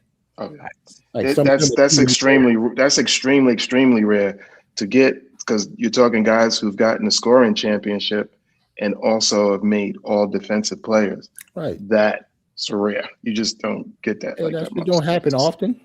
No. Right. He gave the illusion. Right. Yeah. Yeah. And then once that narrative is out there, It's a wrap. you could play 5 minutes. You know. Size 9 said his defense was extremely exaggerated.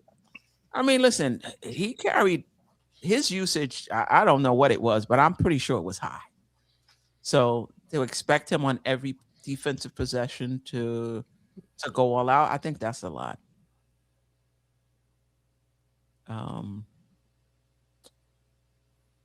Yeah, that guy tore the tendons out his wrist. He tore the tendons out of his ankles. Kobe was a different kind of animal. I'll tell you that. Bringing Kolek in wasn't a problem. That wasn't the point of it. It wasn't a problem to bring him in. We were talking about schematic, what Mike Brown was doing schematically to help Brunson, and I'm saying if he had to bring Kolek in, then maybe what he was doing schematically to help him wasn't working. That he still had to come in with another ball handler was the point. I highly doubt that the plan was for Tyler Kolek to play that many minutes in the fourth quarter. No, it was out of necessity, and he delivered. Right. He stepped up. Soon as I saw Bridges struggling in that first quarter, yep, I was like, "Oh, not just out of." I was like, "This is what I was talking about when I said we needed another ball hand. This is what I'm talking about. This is a playoff atmosphere right here. Look what's going on." Not just out of necessity, Queen, but him. It's like the game telling him what to do, right? The game telling the coach what to do. Because out of necessity, right?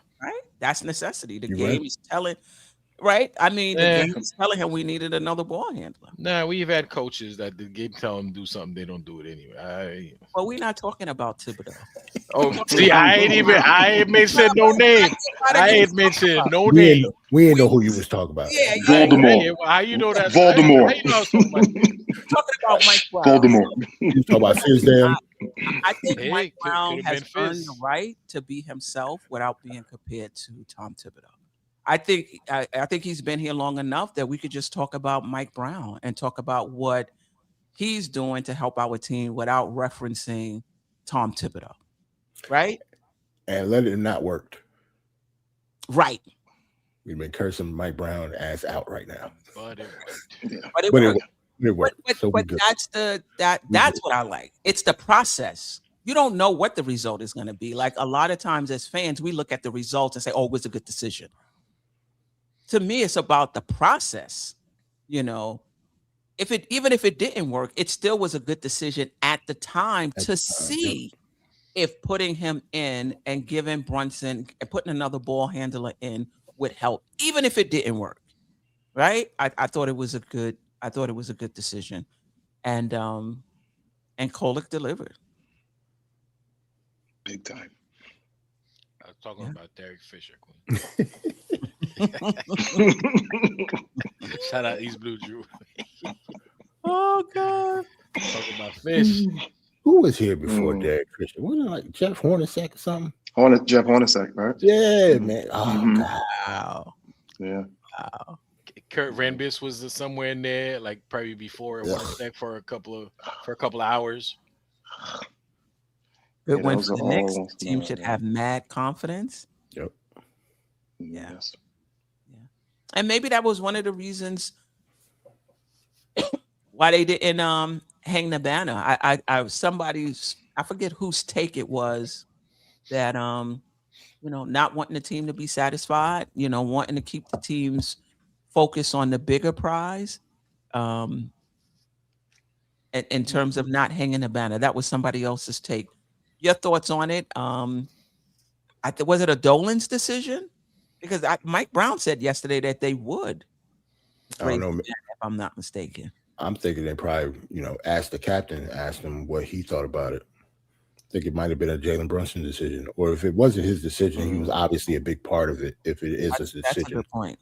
And plus, I think they'll probably do it. It just won't be now. It might be at the end of the season. Cool Bree said he heard the team didn't want the manna, or the beginning of next season. Maybe they put it up the beginning of next season, but I wouldn't put it up now either. I have no problem with putting it up now. But I think they have to put it up eventually. Now we're trying to be too extra by not putting it up. I don't know, because I thought it was you had to until they say they wasn't. But it is what it is, man. Muhammad KGB, I think we're okay. I don't think we're losing Mikel or they're under contract. They're under contract, so we're good as far as that's as that's concerned. Mikel just got his contract. They straight. We just can't get nobody else. He's currently under the old. The extension starts next year. Yep. Yeah. Manchild said there was keeps them grounded. Manchild said there was a debate on ESPN about putting up the other teams that won it have for context. And they didn't debate. There was no debate about that. But we don't know. We weren't in there. We weren't in there. There was no debate about that. All right, that only happened last season. Were you in there? The chats of the no, I'm talking about ESPN. ESPN. No, okay. I'm talking. Yeah. Oh, it's always extra, but it's always extra when it comes to New York anyway. Yeah. That's you know how we're treated. We're treated differently. So. Yeah, I think eventually they're going to put it up. I think eventually they're going to have to. Yep, I think they're going to make them, but it just you just have they'll probably do it next season or the end of this season. And I think the commissioner should pressure them to put it up because they want to promote that NBA Cup. Right. They want to They're in business together, aren't they? Anyway, isn't MSG and because it's part of Emirates, Dubai, all of that stuff, isn't it all part of it? And I think MSG is in business with them. I think that's what the Emirates and all that. That's why they did the trip. Remember this year for the first games. I believe something with MSG and them. They're in league and business together. Yeah. We shall see. Pelicans are cleaning house, and 2 early seconds are valuable. Listen. I don't think we're getting a Snicker bar for Yabusele and Shannon. I think both of them, one has a player option and the other one is a free agent. Shamit was a training camp invitee. Right. I mean, yeah. We didn't think he was going to make the team. I remember the show like it was filler in a trade. He might be if they make a major trade and they need filler. Yeah, I think if they go, somebody else got to go with them. No, but what Wiz is saying though, we got about like I don't know 80 second-round picks. Maybe we could unload some of them just to force somebody to take Yabusele. Yeah, but you said the Pelicans specifically, like they suck, but I don't know if they shed in salary. Like, they don't have their first-round pick. I think it goes to Atlanta. Yes, and we don't have a first-round pick to give them. So they're gonna still. I would think they're gonna. They need to move that franchise. They have no incentive to. They need to move that franchise. Yeah, they need to move that whole franchise. New Orleans is not a basketball town. That's true. Yeah.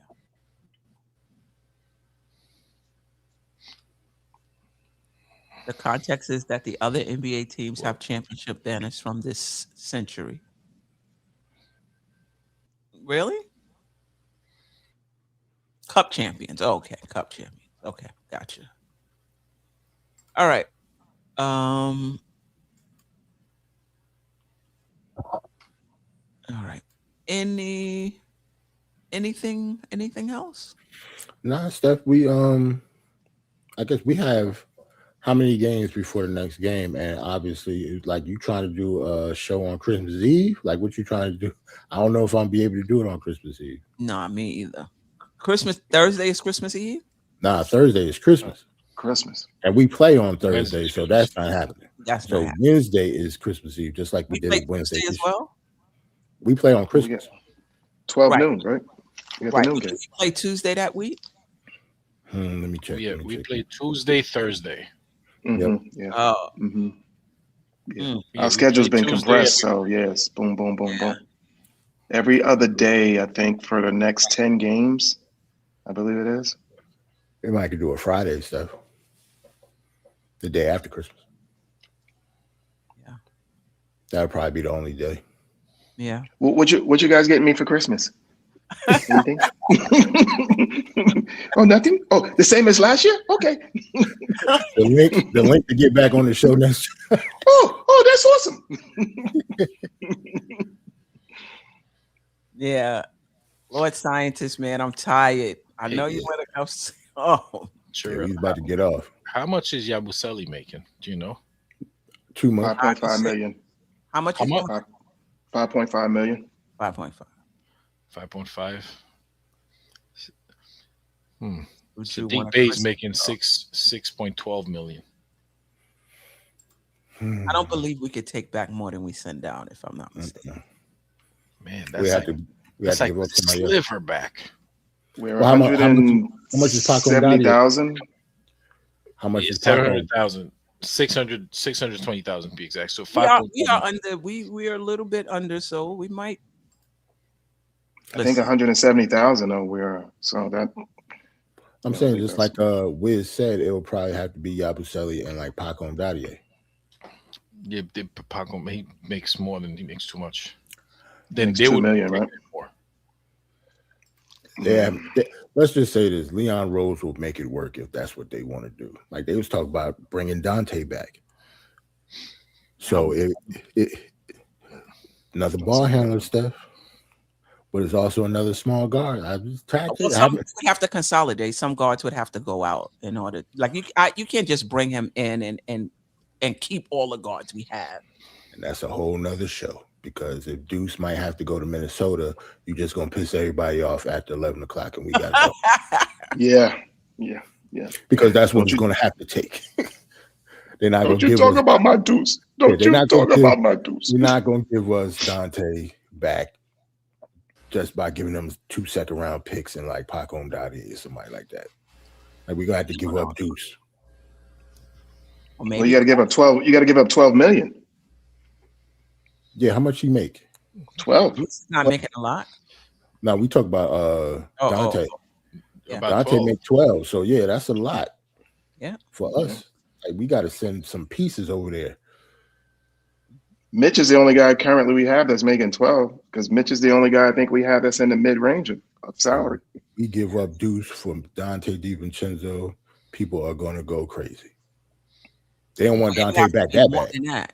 Yeah, it got to be more than that. It'd have to be more than that. And I don't know if let's just say Mitch salary matches, but a big for a small.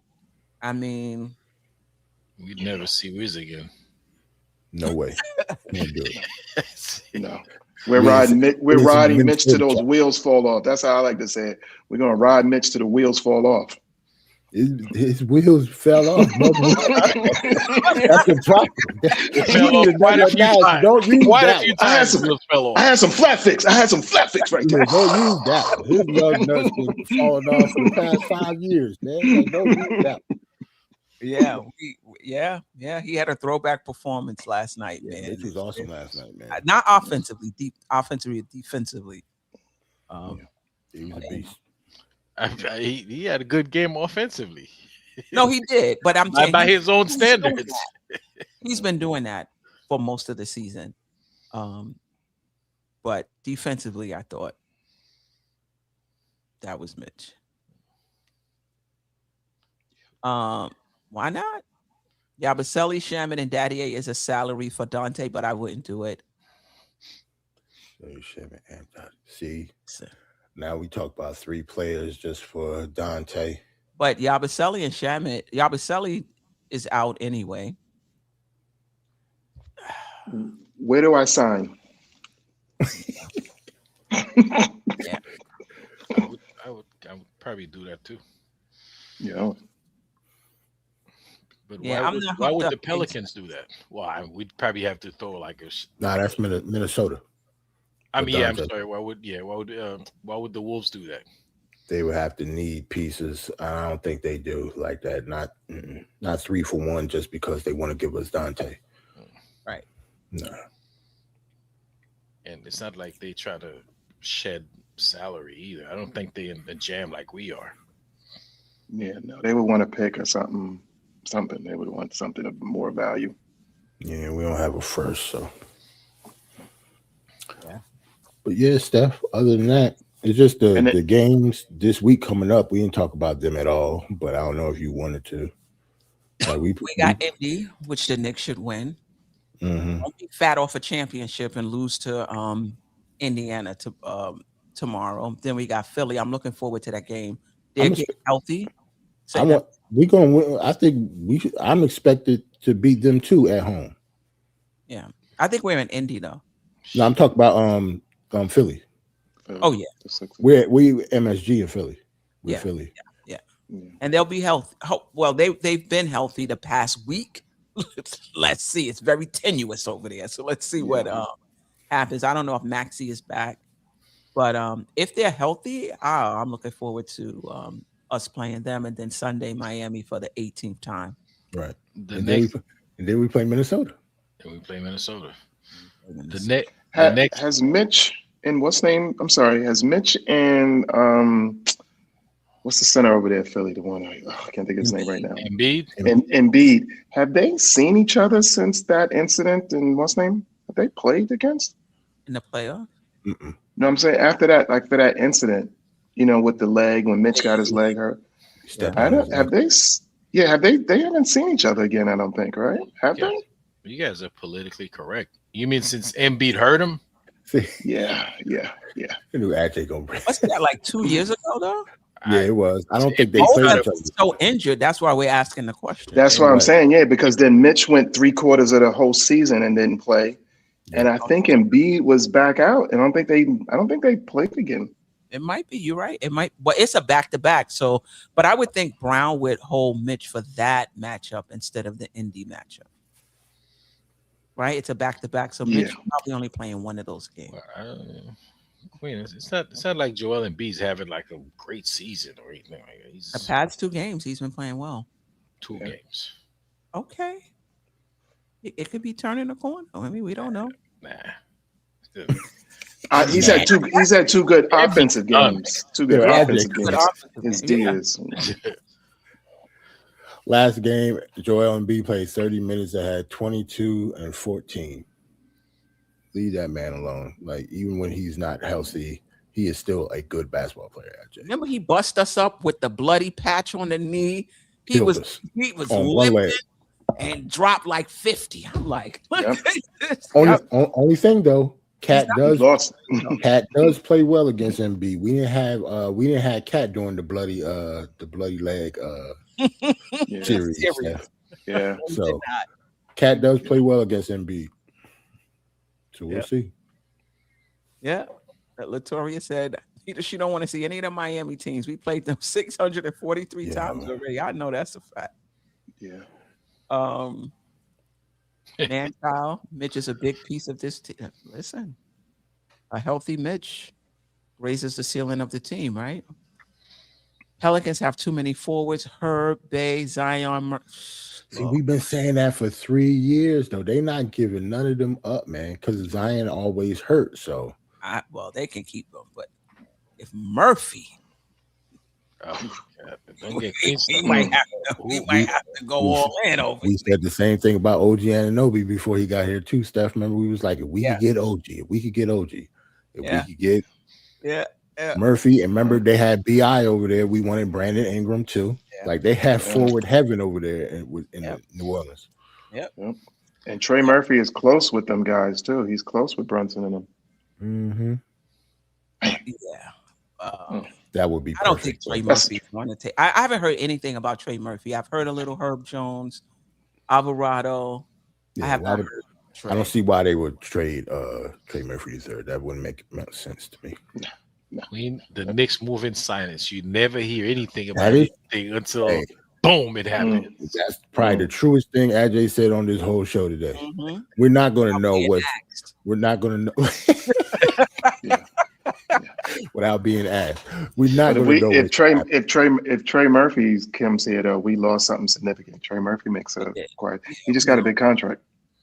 Yeah, I don't think we would. I mean, we already got OG. Yeah, Like I don't see how we.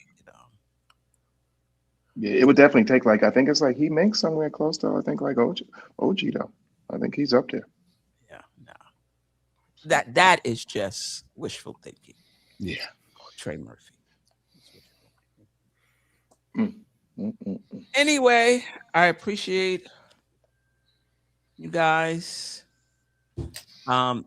Friday, if I do the post game, it might be in the morning because Friday is a traveling day for me. So if I do it, it may, or I may record it in the morning and do it as a premiere. Either one. Yeah.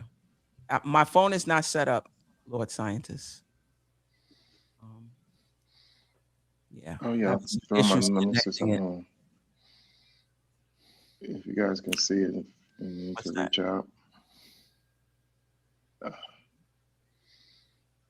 Knick Nation, you're welcome to come anytime, man. Yeah, man. Salute. Yeah, man. no doubt, for sure. Yeah, for sure. I put my what's name in the chat there. Oh, you did? Chat there. Oh, in the private chat. Yeah. Okay. My number in there. If you guys want to reach out, I'm always available. I'm available. Ooh. Just text me first because I got that thing on, from all these crazy calls we all get here. So if you just text me first, then I'll know. I'll go, okay. This is an off night for us though. Usually we're on Thursdays at 9:00, but we play tomorrow, so we moved it to Wednesday just in case. Oh no. Believe me, I've been following stuff from you guys for years. So yeah. And we couldn't not have a show this week since we just won the cup. Yeah. I was like a 5-year-old last night running around in here. When Clarkson hit that shot? Yeah, I was psyched. I'm not gonna lie. I was psyched. I was standing up and everything. Yeah, screaming. My neighbors are like, that man's crazy in there. Yeah, it definitely was. So if you want to shout out the chat before we get out. Can somebody shout him out while I'm man putting this in? Go ahead, Ajay. Yeah, shout out this stuff. So shout out to A Train. I don't know if A Train's still here, but yes, A Train. Yeah, so A Train, Nick Yak, Nick Yak haven't been here, so welcome back, Nick Yak. I haven't seen for a minute though. No, I don't know. I haven't seen Nick Yak. Okay. Shout out. Shout out to Nick Yak, size 9, always rocking with us. East Blue Drew, definitely. Or traveling vibes. Jam rock always. Yeah, jam rock. Yeah. Trap music, or be rocking with us sometime. Cool Breeze 718. Who else we got? If this is his first time, his or her first time, welcome. If not, welcome back. Welcome back. Yeah. Wiz BKLA. I know it's like 10 a.m. over there. Where you at? We in Japan? At 10 a.m. Who else we had? Sherwin always in the house. Yeah, shout out. Sherwin had an off night tonight, but Sherwin was here. Sherwin was having a bad game. Randu was here. Sadu was here. Who else was here? I don't know if they still here. Darlene Bryant. Darlene Bryant. Yes. Darlene. Itoya. Yep. Men's Child was here at some point. Yep. I think I mentioned trap music already. Latoria. East Blue Drew. Did you say East Blue? Yes, I said East Blue Drew. Yeah. Lord Scientist. I don't know if you said him. Yeah. Tasting Southside. Yeah. Cool Breeze 718. Jam Rock. Yeah, I mentioned Cool Breeze 718. I'm just looking, strolling up. because I wasn't looking at the whole. Looking at. Oh, the chat Craig. post. Craig was in the house earlier. Shout out to Craig was here. Craig. I mean, Great. Muhammad, KGB, Jason 5378. You guys always rock with us, man. Appreciate that. David Smith. Oh, David Smith. David Smith. I forget. No, but David Smith, he wasn't shadow boxing tonight. He was like talking about cat defense. David Smith he had a game. He went to bed. You say cat, he'll wake up. Right. Shout out to Dwayne Dennis was here earlier. I don't know if he's still here. Yeah.